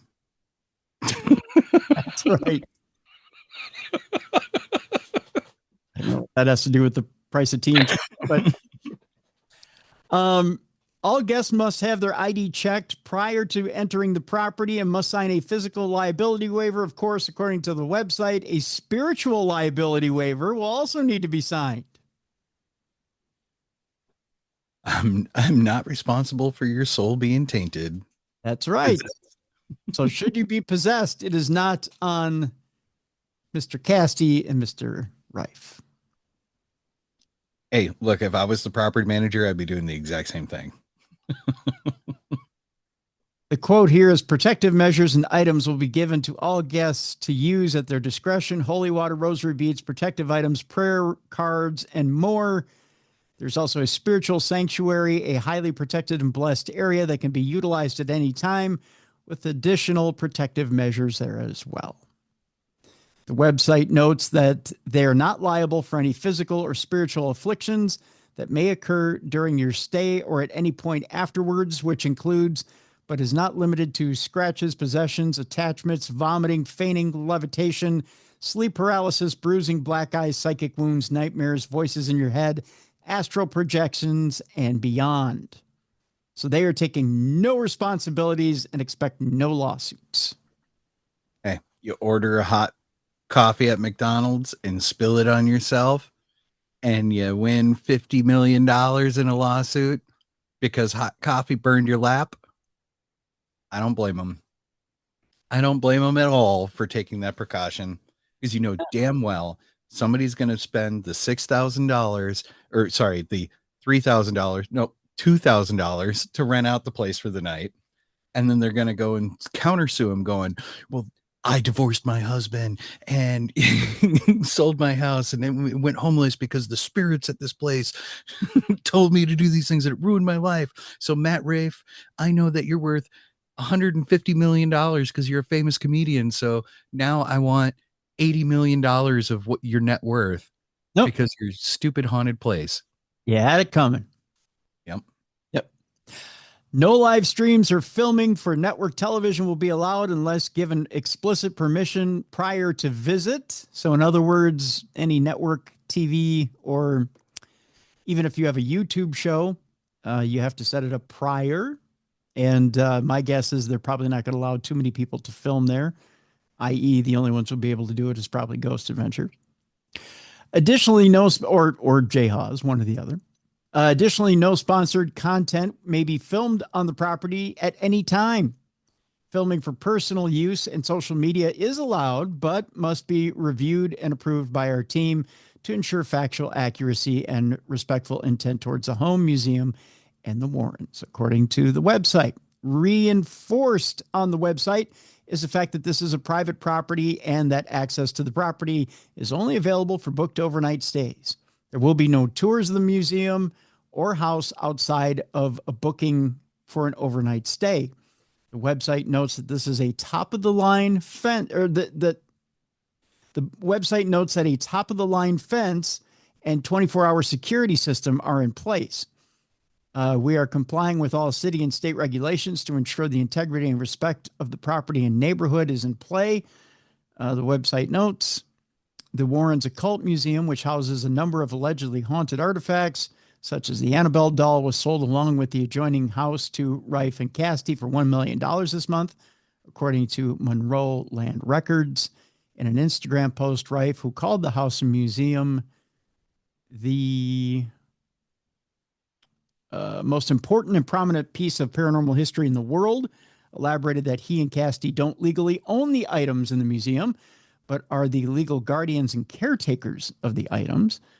In a phone interview with Chaz and AJ in the morning this month, Casti said he and Rife are under contract to open the museum off-site from the house in a commercial property. Casti noted that if all goes well, according to the closing schedule, they will be making further announcements around Halloween.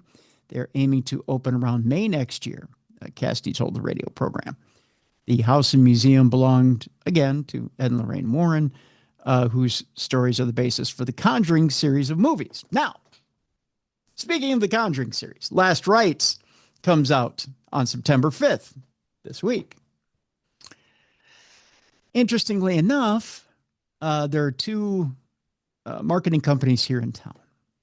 Now, I can't find a screening by either company for The Conjuring. There was one earlier this summer that was listed or last week. They pulled it off the table, which means only one thing. I know that the end production for this movie was rushed and the script was changed a couple of times, which tells me that you think it's going to be Garbo. Oh, it's going to be rough. This is going to be rough. And in this, the end of the shoot for this was pretty rough. They had to change the script a couple of times due to some disagreements with the estate on the story. Really? Yeah. The Warrens estate. If memory serves me correct, and I could be way off on this because I'm trying to pull from the ether of the deep core memories here. I seem to recall years past that, what was it, like some surviving son or something like that was like saying that the story that they were showing in the movies had nothing to reflect on the reality of it. Well, there was some kind of tiff or fight about that. This one, Last Rites, is probably going to be the least amount of truth having to do with the Warrens. Because if you've seen the marketing campaign, it's supposed to be their most deadliest case ever. And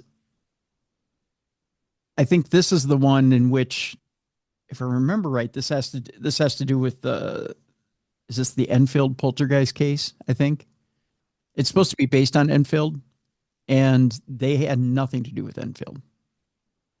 So it's like a complete fan fiction. Yeah, it's complete fan fiction. So, and And I believe they're also combining Enfield and they're combining a demonic case. So they're actually combining two cases to make one case. And that's why this is so controversial of a movie. I think I've seen the script to this. Isn't that when, okay, so when the possessed is crawling up the wall and the window shatters open and this black shadow comes through and this cape opens up and you hear, "I'm Batman."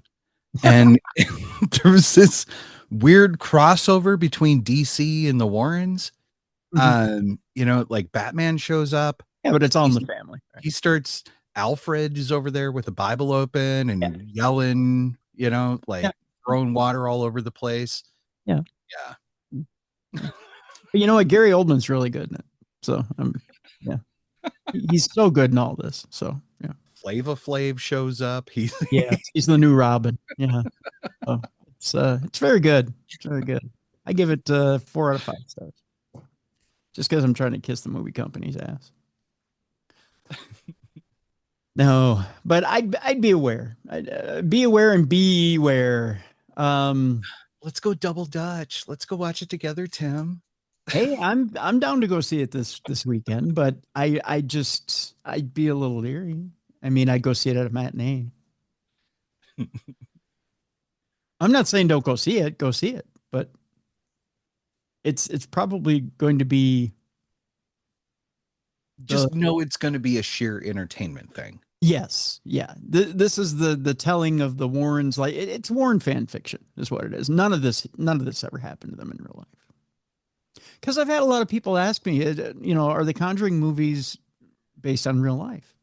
Are they based on real cases of the Warrens? And I always tell them, if you really want to know what happened to Ed and Lorraine, go read their books and then go ask John Zaffis and go read Johnny Zaffis's books and his social media.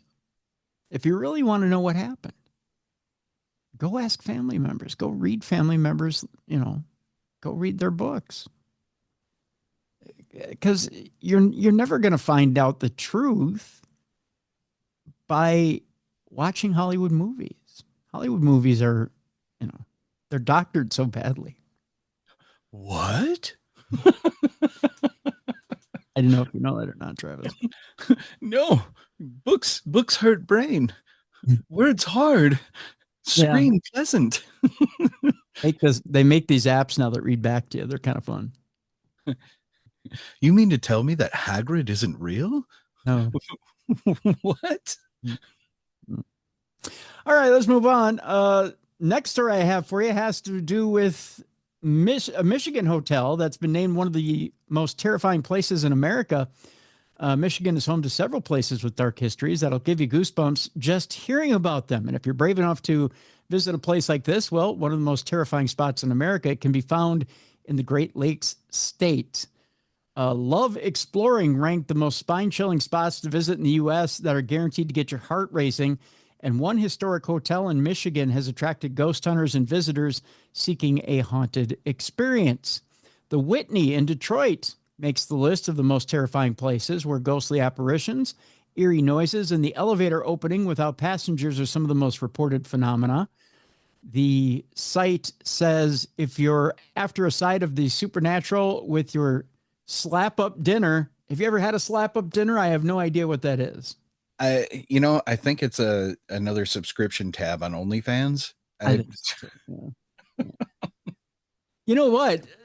TMZ is doing a special about OnlyFans tonight, and I think I forgot to record it. Oh, well, positive and negative sides of OnlyFans. You'll miss their article about me.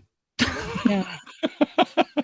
Actually, they were going to feature the professor who got fired from the University of Wisconsin for having an OnlyFans site. I don't get the big deal. Like, they're adults. Let them do adult things. Yeah, doesn't hurt anybody. Yeah, but and then they had a panel of random adults that were put together, and they were gonna show them the positive side and the negative side of OnlyFans, and then they were gonna have them kibitz together. It was kind of an interesting concept. Anyways, I'll Like get a town hall about OnlyFans. Yeah, it's kind of interesting. So after you've had your slap up dinner, it says here, if after you've had your side of supernatural with your slap up dinner, head to the Whitney, it says, a historic mansion and restaurant in Detroit. It was the home of wealthy lumber baron David Whitney Jr. from 1894. He died at the property, as did his first and second wives, before becoming a hospice for tuberculosis patients. So, unsurprisingly, then, it's said that the place is haunted, with reports of ghostly faces in the windows and an elevator that has a mind of its own. The Whitney embraces its spooky reputation by offering paranormal-themed events where you can dine with the spirits and drink with them, too, at the Ghost Bar. Also a nod to the supernatural. They say take a trip to see for yourself if the Whitney Hotel in Detroit is truly one of the most terrifying places in America. So there you go. I've heard from Mally that the Whitney's pretty scary. She been there? She's been there. So it's worth checking out. I remember being like 18. I just came back from boot and I was working security in Rochester, Minnesota. Mm-hmm. And they had me at the Courtyard Marriott, which had an underground tunnel that was connected to the Rochester Mayo. Yeah. And I remember patrolling that for like, I don't know, 3 weeks at night, you know, and every night when I was patrolling it, the fucking elevators would go off by themselves and you just hear ding and they would open and you're like, what the fuck? And you like look in there and there's nobody in there and you're like, okay. And you kind of walk away and the lights start shutting off going down the hallway. And you're like, that's gotta be like a timed, you know, you're telling yourself like, that's a timed thing. There's a timer because the sensors, whatever. And all of a sudden the elevator shuts and then opens again and then shuts and opens again. And you're like, okay, all right. Hi.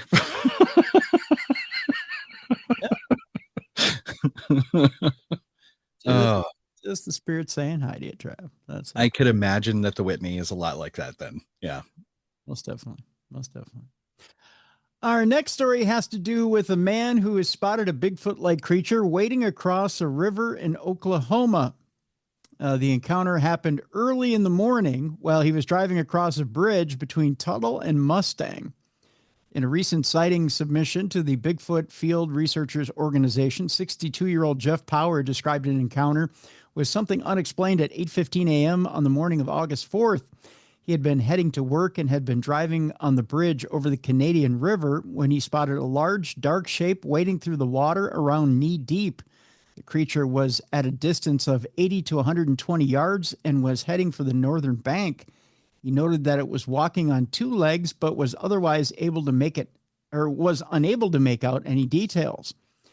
Keen to get another look at the creature, he turned his vehicle around and drove back, but by the time he had reached the river, it was nowhere to be seen. He later clarified that the beast had been huge and was wider than a 50-gallon drum. As a veteran deer hunter, Power is certainly no stranger to identifying wildlife, and whatever this was, it was nothing he had ever seen before. As things stand, exactly what it was that he saw that day continues to remain a complete mystery.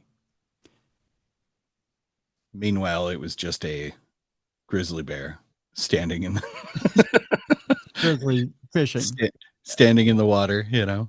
Yeah. And he didn't get his video camera out quick, or his phone out quick enough to video it. I don't know. I hope there's like entire break off civilizations of yetis, you know, just Bigfoots everywhere, just a bunch of swamp apes. I love it. I want it to be a thing so bad. I want all the things, Tim. I want unicorns. I want it all. Just rogue unicorns out there sticking their horns up people's butts. I mean, just random rammings everywhere. If that's your search history, I don't judge it, Tim. I'm just didn't know if that's the extent we were going to right now. There might be some Bigfoot stuff in mine. I don't know. Okay, I know we've gotten way off course with this show today, but what do you think of Bigfoot romance novels? Trav, trash or treasure? I need give me a 10-second synopsis. Go. It's both. It's both. I mean, if you ask my wife, she's probably living one. Oh my God.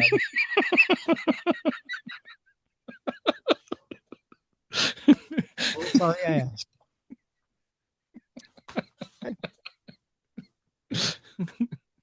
Right. I mean, is that what Harry and the Hendersons were? No, that wasn't supposed to be a romance. That was supposed to be family entertainment. It was just the PG version. Harry and the Hendersons After Dark. After dark. If we shave him, dear, he's just a big model. He's just a big Chippendale.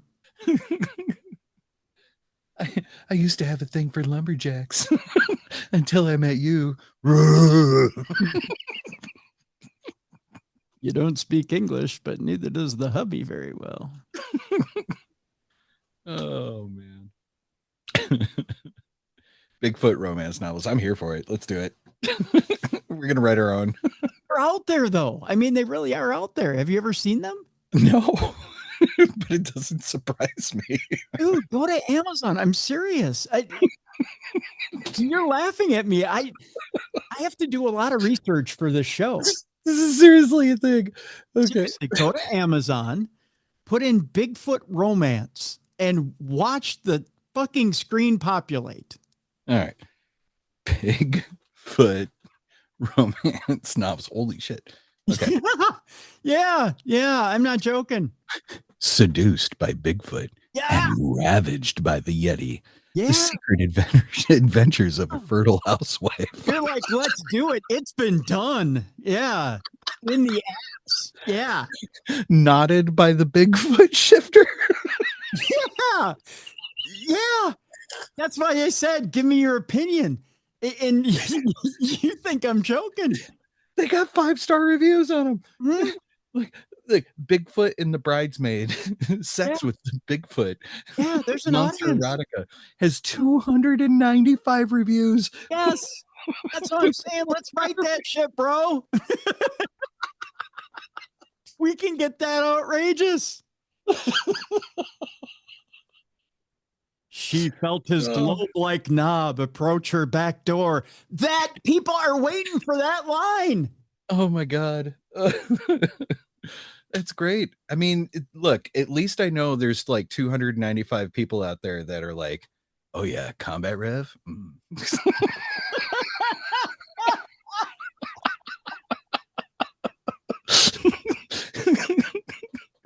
Meanwhile, there's probably somebody listening to the show going, what's wrong with that? Oh my God. That's some of those fantasies. They are $0. Yeah, you can read them for free on Kindle Unlimited. They're free.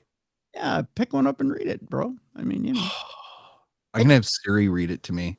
Educate yourself. in like Snoop Dogg's voice. Yes. Yeah, you do that too. I do that on Speechify. Yeah. Yeah. It'd be Bigfoot After Dark. I'm telling you. This is great. Oh, all right. It's like the time somebody told me about pterodactyl porn. Pterodactyl porn? Oh, it's a thing. Oh, God damn it. You're welcome. Now we're learning way too much on this. I'm about to change your life. Just changed everybody's life today. I actually thought about putting on one of the Bigfoot porn purveyors on the show just for a giggle one week. Why not? Go reach out to one of these authors. Not? Because I may lose listeners and watchers and purveyors. That's fine. I mean, you'll lose what?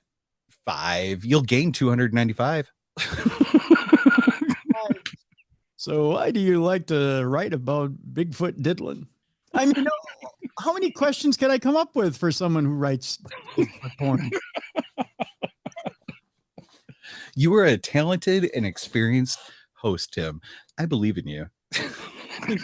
Thank you, brother. I appreciate it. I want to co-host that interview. We get in too much trouble.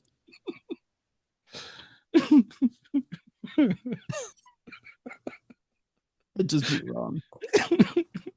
Can we make it a tag team? See? Our team back again. Woof, woof.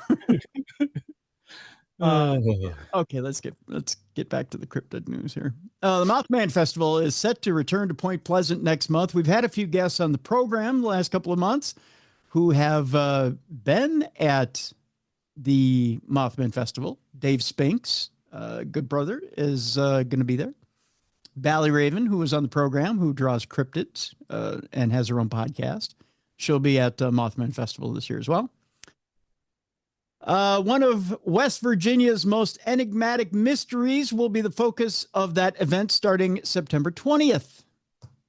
Mothman Festival coming up. Described as a human-like entity with wings and glowing red eyes. Travis, I take it you will search Amazon for Mothman porn while I I'm doing that right now. The story.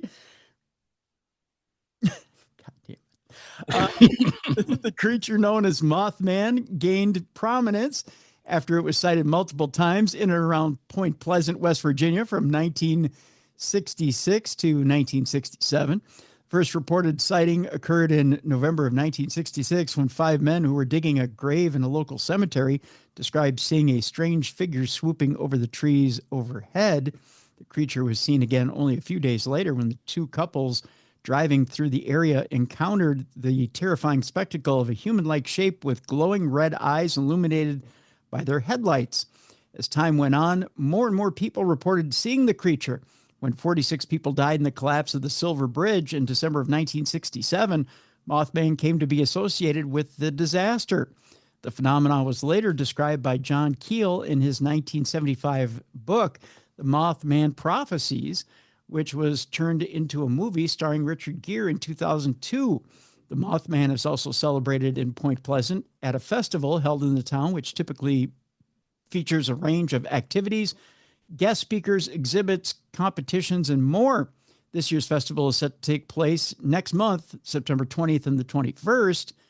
And I tell you what, the article I'm reading has some footage from Mothman Festival. I'll post that in the description of this program so you can see it. All right, now you've looked up what? Oh, yeah. I have looked up on Amazon. God. And there is Mothman romance books claimed by the Mothman, a romance of wings and will. No. There is I'm in love with Mothman with 546 reviews. No. And get this, down towards the bottom, Sweet Berries, Cambric Creek, Sweet and Steamy Monster Romance Series, Book 2, has 6,053 reviews. Book 2. Book 2. Book 2. Oh, this is gonna have to be a new thing, man. I'm just like every topic, I'm just gonna have to type whatever that is, romance novel on Amazon and just and laugh.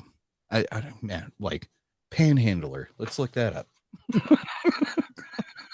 Panhandler? Is that what you said? Yeah.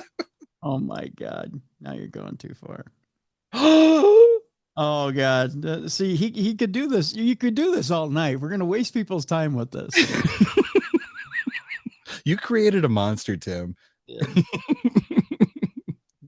Is there black hole romance? I'm sure there is black hole porn. You're going to a whole different category there, my friend. Oh my God. Yep. Yeah, we're not going down that road. Closing Amazon. Yeah, you probably should. You're gonna get us in big time trouble. Closing up the Mothman topic. I know that's what she said. Lon Strickler, another friend of ours, as I open up TikTok here, has the Haunting Legacy of Mothman, which is a live presentation that he's doing in Hanover, Pennsylvania, September 15th at 7 p.m. You can get your tickets at the Serpent's Key Shop .company.site/products. There's a big, huge, long link for jagged URL. Yeah, jagged URL. but it's himself and Risa Miller. They're doing an exploration of one of the most infamous cryptid legends of all time, the Mothman. Lon is also another huge Mothman historian, and he's got some stuff that he's doing with Mothman this month too. September is a huge month for Mothman. So I tell you what, I'll post Lon's link as well to what he's doing with the Serpent's Key and getting tickets for that as well, because Lon's a good friend of the show as well. So I encourage you to go check out what he's doing. All right. There's a documentary out there offering an explanation for the Bermuda Triangle mystery. Thousands of people have disappeared within this unassuming region, and now we might have an answer as to why. There are few mysteries as enduring as the Bermuda Triangle, an expanse of ocean in the North Atlantic that spans the area between Florida, Bermuda, and Puerto Rico. Over the years, the region that has become synonymous with the explained disappearances of ships and airplanes, often with no trace of them or their crews ever being found. Now, in a recently resurfaced Channel 5 documentary entitled The Bermuda Triangle Enigma, University of Southampton oceanographer Simon Boxall has put forward what he believes to be the most likely explanation for the Bermuda Triangle phenomena, which is rogue waves. There was a time when the idea that a suddenly disproportionately massive wave could appear out of the blue and sink an entire ship was little more than nautical folklore. It wasn't until 1995, in fact, when a sudden huge wave sunk an oil drilling platform off the coast of Norway, that the reality of these gargantuan freak waves was brought into sharp focus. The truth that rogue waves can and do happen, but scientists still do not fully understand how and why. According to Boxall, the region encompassing the Bermuda Triangle may be particularly prone to rogue waves due to its meteorological conditions. Even if rogue waves did explain why ships have disappeared, however, it doesn't quite explain why aircraft have also vanished over the region. Perhaps the true explanation is that multiple phenomena are at play at the same time. I don't know, Travis, rogue waves? Yeah, I mean, as soon as you were talking about the rogue waves, it's like, yeah, sure, that covers your nautical vessels, right? And then I'm like, okay, so I'm waiting for the point to go, what about the airplanes and Amelia Earhart? And, and and then they obviously then touch that. Rogue birds. Yeah, right. Yeah. it's a weird hurricane, like yeah. I don't know. Look, rogue waves, that's easy enough to explain. There's giant fucking sea serpents and giant krakens and sea monsters and dragons that live under the water that are moving around and create a giant wave. Boom. Giant UFOs. Yep, giant UFOs. Got 3 of them to appear in the Bermuda Triangle. Star Trek, they taught us about space whales. We know it exists, right? Yep. Space whales. Yeah. Space whales. All right. Double entendre alert. Mysterious balls have washed up on the Australian coast once again. I couldn't even get through the headline. I don't get it. That's what I hear about you. The peculiar spheres which have appeared in New South Wales echo those found washed up last year. And if your balls are washed up, you know what they say. Probably want to stop using them. Australia has once again been gripped with a mystery concerning anomalous balls, which is the name of my new group. It's me. Is this your new band? Yeah, it's my new band. It's basically washed up heavy metal guys. It's the guitarist from Yes. It's the drummer from Quiet Riot. I love it. This is like a dream team. Yeah. Just called Anomalous Balls. Australia has once again been gripped with a mystery concerning anomalous balls washing up on its beaches, and nobody is quite sure what they are or where they come from. Your mom. They were first spotted by a member of the public on North Shelley Dog Beach last week. Of course, a dog noticed them. A dog noticed the balls. Council confirmed the presence of debris balls. I don't know why that makes me laugh. And advised that all visible balls were cleared from the beach by mid-afternoon. But you know what they didn't get rid of? The blue ones? These nuts.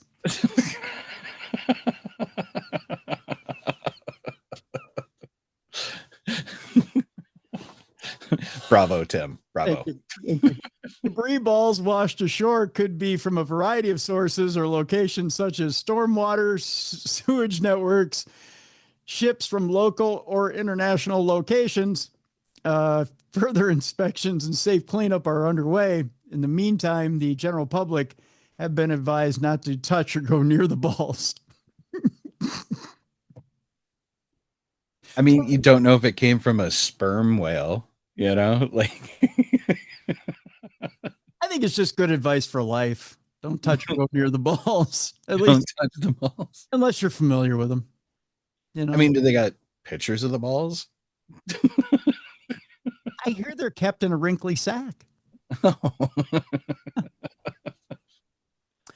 The incident echoes the discovery of thousands of small spheres along Australia's New South Wales coastline, both in 2024 and again earlier this year when multiple beaches had to be closed. It was later determined that the balls in the latter case are from a sewage spill. Wow. Normally, you don't spill your sewage until much later when you put your balls away.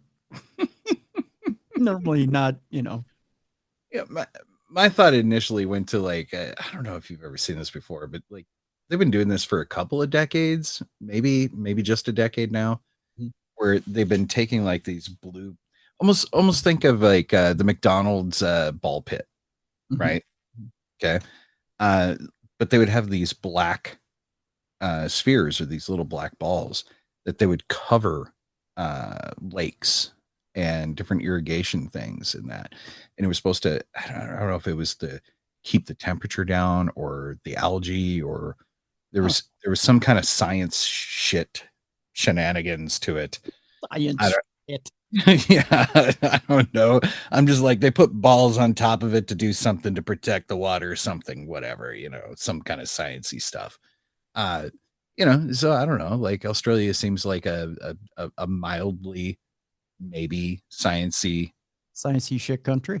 Yeah, sciencey shit country, that maybe like some, I don't know, like oceanographer, right? Some kind of ocean sciencey nerd went out there and dropped a bunch of fucking balls in an area, and then it washed up on some dog beach. They're like, what's up with all these balls here? Can we barbecue it? I don't know. On the lobby, eh? I think that was K102 slogan at one time. Seriously, sciencey shit country, K102. Make a good radio station slogan. Let's move on to our next story, shall we? The location where Jesus healed the blind is found. Evidently, Ray Charles said, "Oh, there it is." It's a blind joke. I can tell him I'm blind in one eye. Didn't I ever tell you that? Well, the blind man told the deaf woman over the broken telephone. Yes, I remember this story. One of those complex Marx Brothers jokes. It just keeps building. A huge ancient structure has been discovered in Jerusalem, and archaeologists believe it could be the place where Jesus healed a blind man in the Bible. The Gospels describe how Christ restored sight to a beggar after sending him to wash in the pool of Siloam. Yes? I don't know. Yep. In Jerusalem. I'm not familiar with the pool. We'll have to look it up. Okay. Then I'll give you my best crack at it. Thank you. And let's stay away from the Bigfoot porn while you're doing it. Now, a monumental dam marking The former location of the pool has been found by archaeologists in the ancient heart of the city. And the structure may have been built by Jesus's ancestors, dating back 2,800 years to the reigns of his forebears, Kings Joash and Amaziah of Judah. Excavation director Itamar Burko of the Israeli Antiquities Authority said the discovery provided a tangible link to the place described in Scripture. He said, until today, we could only read in the biblical text about the existence of the pool of, I believe it is Siloam, Siloam, Siloam. The pool of Siloam. Siloam, yeah, close. There you go. Yeah. Google Translate for the win. There you go. Now we can see its tangible remnants, and it's beginning from 2,800 years ago. Behind us is a monumental dam wall. It's a dam wall, enormous in size, over 11 meters high, dated to 2,800 years ago during the First Temple period in the time of Kings Joash and Amaziah. He added, thanks to highly precise scientific dating, this is the first time it is possible to point with certainty to a structure that's formed the basis for the construction of the Siloam, right? Siloam. Here, we'll do it again. You ready? Siloam. 3, 2, 1. The pool of Siloam. Siloam. I love how she's so slow saying it. It was like Google realized that they needed to talk to us like we're a little slow. Yeah. Siloam. She was tripping balls while she said it. Siloam. Which until now we knew only from the Bible and historical sources. Siloam. Burko and his co-directors, Nashon Zanton and Philip Vukosevic, described the wall's dimensions as remarkable, as well as being 12 meters high. It's over 8 meters wide and at least 21 meters in length, stretching beyond the limits of the current excavation. Without it, there would have been no pool of Siloam. Dr. Zanton said it is the lowest point in ancient Jerusalem. All the water, all the runoff from the rain that falls essentially flows here to this central large drainage basin of the city. If it wasn't for this dam wall, the water flowing in this channel would simply flow into the Kidron Valley straight to the Dead Sea. The wall's unusual construction meant it could be dated to a very small window of time, according to Joanna Regev and Elisabetta Boretto of the Weizmann Institute of Science. And the abnormally low rainfall during this time suggests that the pool was constructed in response to climate change. Did they have climate change way back then? I mean, I'm pretty sure we didn't start hearing about that at all until about the late 90s. But, although we've experienced diluvian flood after diluvian flood, man, we've gotten full circle. Yeah, we really have. They had Bigfoot porn back in Jesus' time. I'm sure they did. David and Goliath. I mean, come on. Can't tell me that's not a romance. You can't tell me that either. One more biblical story here, and I think we're pretty close to the end of our program today. Evidence of biblical Canaanite industry unearthed in Israel. I say they sold Girl Scout cookies. I don't know about you. Because they've been around since the beginning of time. I think they just sold day passes to the pool of Siloam. Yes, they did. Siloam. Who's tripping balls with me? Who? Archaeologists have discovered the remains of an ancient blade factory around 40 miles south of Tel Aviv. Would that have shocked you at all? Not at all. No. Not in the least bit. The impressive site, which stretches over a large distance, was thought to have been once home to a sophisticated workshop where long flint blades were produced, but in large numbers. In addition to examples of these blades, archaeologists found huge stones that were used to shape them, as well as hundreds of underground pits lined with mud bricks that served as storage areas. Evidence of dwellings and ritualistic spaces were also found. The discovery is partly significant, or particularly significant, because it confirms descriptions in the Bible of the Canaanites, the original settlers of the region, who lived there until the Israelites arrived and took it over. The most impressive findings discovered at the site are large flint cores from which extremely sharp, uniformly shaped blades were produced, the Israel Antiquities Authority wrote. The blades themselves were used as knives for cutting and butchering and as harvesting tools like sickle blades.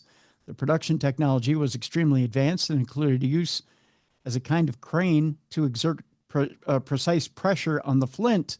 Dr. Jacob Vardy described the site as sophisticated industry. Nice. Yeah. Interesting stuff.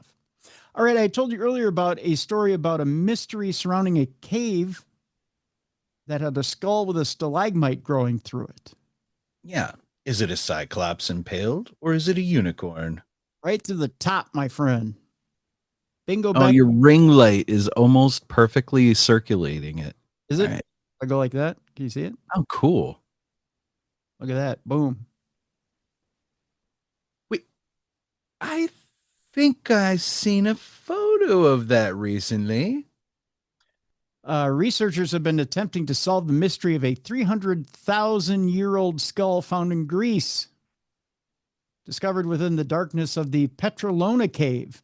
This remarkable skull, which belongs to an archaic species of human, is notable for a fact that has a stalagmite growing directly through it, right to the top of the old dome. Initially found in 1960, it is often referred to as Petrolona Man. This intriguing specimen has long left paleoanthropologists scratching their head. A recent study has concluded that it is neither Neanderthal nor human, leaving a question mark over exactly which species of archaic human ancestors it actually belongs to. The only thing we can say for certain is that the individual was male. Why? Because he's got something sticking through his head? That's what makes him male? It's a lawn chart. That's the only thing we can say. It's an old lawn chart, probably. The skull is also now believed to date back to at least 300,000 years, possibly longer, depending on exactly how long the stalagmite growing took to form. One possibility is that it belonged to the species Homo heidelbergensis. Boy, I say that 10 times fast. But this has yet to be confirmed. Whatever the case, the skull remains one of the most unique paleoanthropological discoveries. There you be. Homo what? Homo anthropological. Isn't that what I said? Oh, no. No. I'm sorry. Homo heidelbergensis.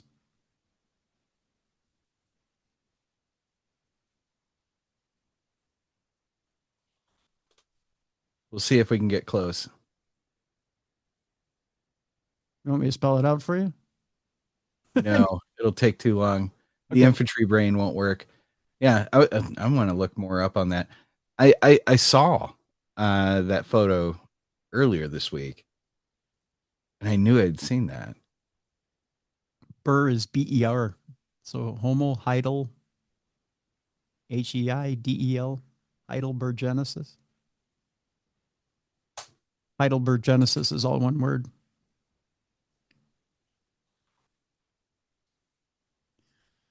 Let me do our last, or I think this is the last story before our palate cleanser here, and then I think we're out of here. Let me see. Yep, this is our last story before our palate cleanser here. Future humans are likely to lose several redundant body parts. Speaking of losing something out of your skull, like a stalagmite. Yeah. A few thousand years from now, some of the human body's less useful adaptations are likely to disappear. Our species has evolved a great deal over the years, so it stands to reason that we will continue to change well into the future, albeit in more subtle ways. In particular, drastic and persistent changes in our diet, environment, and lifestyle compared to our ancestors means that we no longer need things that were once quite important. One example of this is the tailbone or coccyx, something that is relatively useless nowadays. Well, try falling and breaking it, and you'll find out how useless it really is. But that was once an important part of our ability to balance, especially when climbing in trees. Scientists believe that in the future, this leftover relic will get smaller and may even disappear entirely. The same is true of the appendix, an organ that once helped our ancestors digest cellulose-rich plants, but today seems more like a liability, given its vulnerability to appendicitis. Our ear muscles are another example. These would have once enabled us to change the direction of our ears to aid listening, that are today little more than a party trick, even if you can move them at all. Most people can't. Finally, body hair is something else that serves little purpose. I have quite a bit wasting away on my back. Just saying. I am Mr. Yeti novel. Okay. Mr. Yeti novel. While it may have once helped us stay warm outside in cold environments, today it's more of a nuisance that a lot of people tend to remove for cosmetic reasons. In the future, it's quite possible that we will eventually become completely hairless. I think for some people, they'd love that. It sounds like this person subscribes to the whole theory of the Greys being us in the future, visiting ourselves, and that we've just evolved into these weird, like, genderless fucking sacks of eyeballs. Yeah. I don't know. I think they do. Yeah. All right. Our palate cleanser for today has to do with a man who was unable to sleep for 2 years and is desperate for answers. Now, I know a lot of you would say there's sleep aids out there. Just go to the pharmacy. You'll find one. Or go to a doctor. He's got something to knock you out. It's a simple answer, really. A 32-year-old man from the UK suddenly found he couldn't get to sleep and has been awake ever since. Just can't get to sleep. In one of the most extreme cases of insomnia ever recorded, Oliver Alvis had been in good health until one night 2 years ago, he found that he was unable to get off to sleep. Far from being an isolated incident, it turned out that he wasn't able to sleep at all, no matter what, not even after taking strong sedatives. So he tried that avenue. He has since been on a journey to find some sort of solution to his problem. I don't just have a lack of sleep, it's the total disappearance of sleep, he told Mail Online. I don't feel sleepy. I don't fall asleep. I'm in a permanent state of alertness. Endless days turn into endless nights, and it's torment. The lack of sleep is not only causing exhaustion, but it crumbles the spirit, he went on to say. I've lost almost everything. The person I once was is gone. How can it be that something so natural, so essential as sleep is completely taken away from me? Due to the lack of sleep, the 32-year-old now suffers from extreme muscle pains, an endless sense of pressure in his head, impaired vision, and an ability to even walk in a straight line. Here's what I'm wondering before I go any further. How come he doesn't just lay down and close his eyes and rest? I would imagine he has tried that if he said that he tried aggressive sedatives, right? It is very obvious he has not explored all of his avenues and options, though. Because, look, you can be put under with sleeping gas, right? A little bit of laughing gas. Yeah.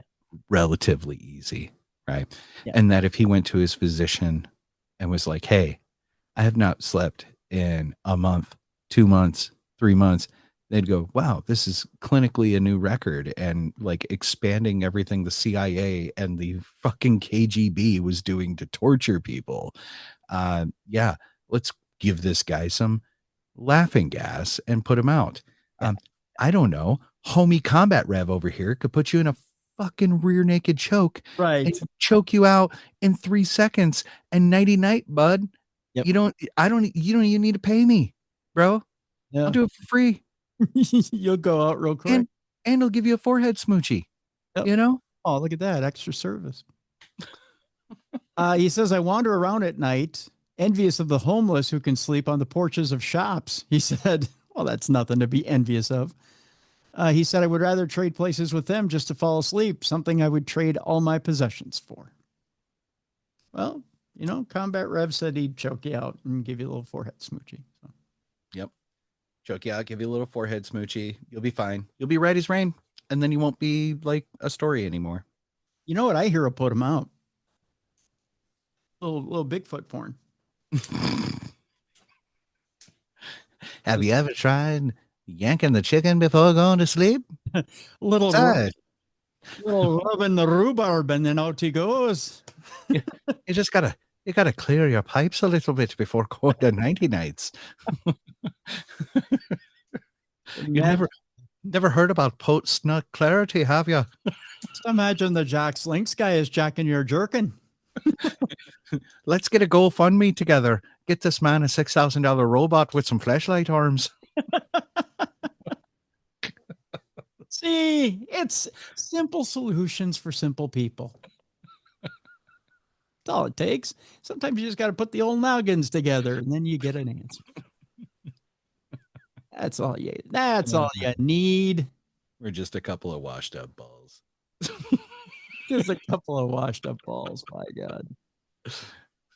You kids and your hippie thinking. Maybe he should just take a dip in the pool of Siloam. Siloam. She's so tripping balls. What do you feed your AI anyway? I don't know. I think it just knows I'm a little slow. It's like, well, it's Combat Rev. All right, we'll have to slow it down for his little infantry brain, Daddy, where's my shrooms? Let me slow it down for you since this is the 8th time you've hit the button. You know what Combat Rev's philosophy on AI is? Get high, stay high. AI, get high, stay high. AI, stay high. AI. Oh, you just wrote a new club single. Yeah, get high, stay high. AI. Salam. With your band, Washed Up Balls. Yeah, my band, Washed Up Balls. Oh. I think it's been a complete program today. I think we put in enough work for today. I don't know about you. I agree. No. It's time for this guy to get rid of his insomnia and get some sleep. That's right. Tell you about tomorrow's program. Tomorrow on the big show, on the big program, Andy McGrillen. No, it's not something that's been added to the McDonald's menu. He's our guest tomorrow. You insensitive pricks. I've just never addressed our audience that way. I just figured I'd try it once. I didn't like it. I'm not going to make it a habit, so don't think I'm going to. Andy McGrillen is with us. We are talking about his brand new book, which is an atlas of different alien, not only alien landings throughout the world, but different alien experiences throughout the world. So, for instance, I know I'm not describing very well. It's called the Atlas of Unidentified Flying Objects. So he explores both famous cases and famous landings. So as you page through the book, it's got not only pictures of these famous cases, but it's got them mapped out throughout the world. So you're able to see just exactly how these famous cases are laid out throughout the world. It's a fascinating book. So we're going to talk to Andy tomorrow about UFO and UAP sightings throughout the world and get the full scope and understand the full scope of aliens and alien landings throughout the world. Nice. Yeah. And what exactly is up with all this? So Andy McGrillen tomorrow on the show. That should be a great show.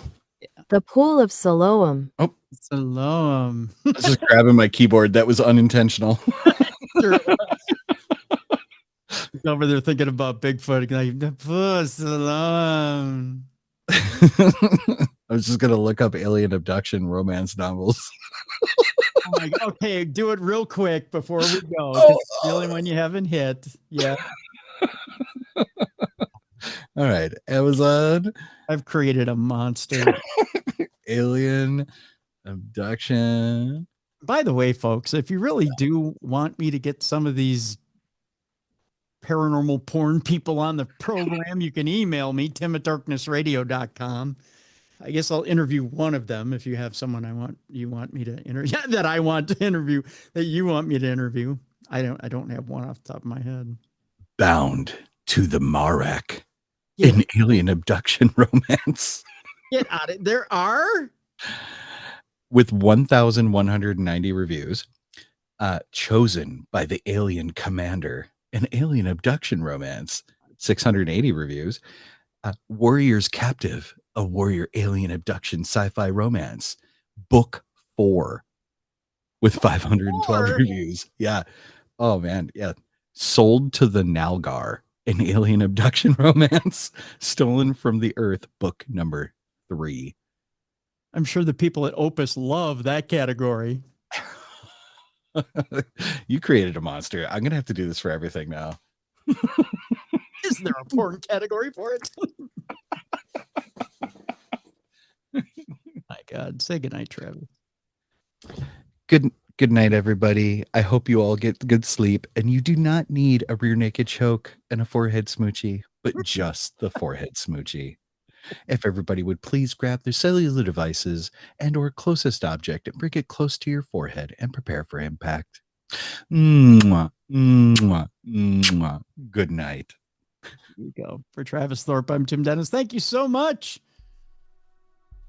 for listening to and watching the best in paranormal podcasting. This has been Darkness Radio. For more audio and video archives of the show, intriguing content, fun events, and cool swag, check out darknessradioshow.com. The executive producer of Darkness Radio is Troy Palmer. If you enjoyed today's program, please remember to like and subscribe. Thank you for watching. And be sure to tune in tomorrow as we check out the Atlas of Unidentified Flying Objects with Andy McGrillen.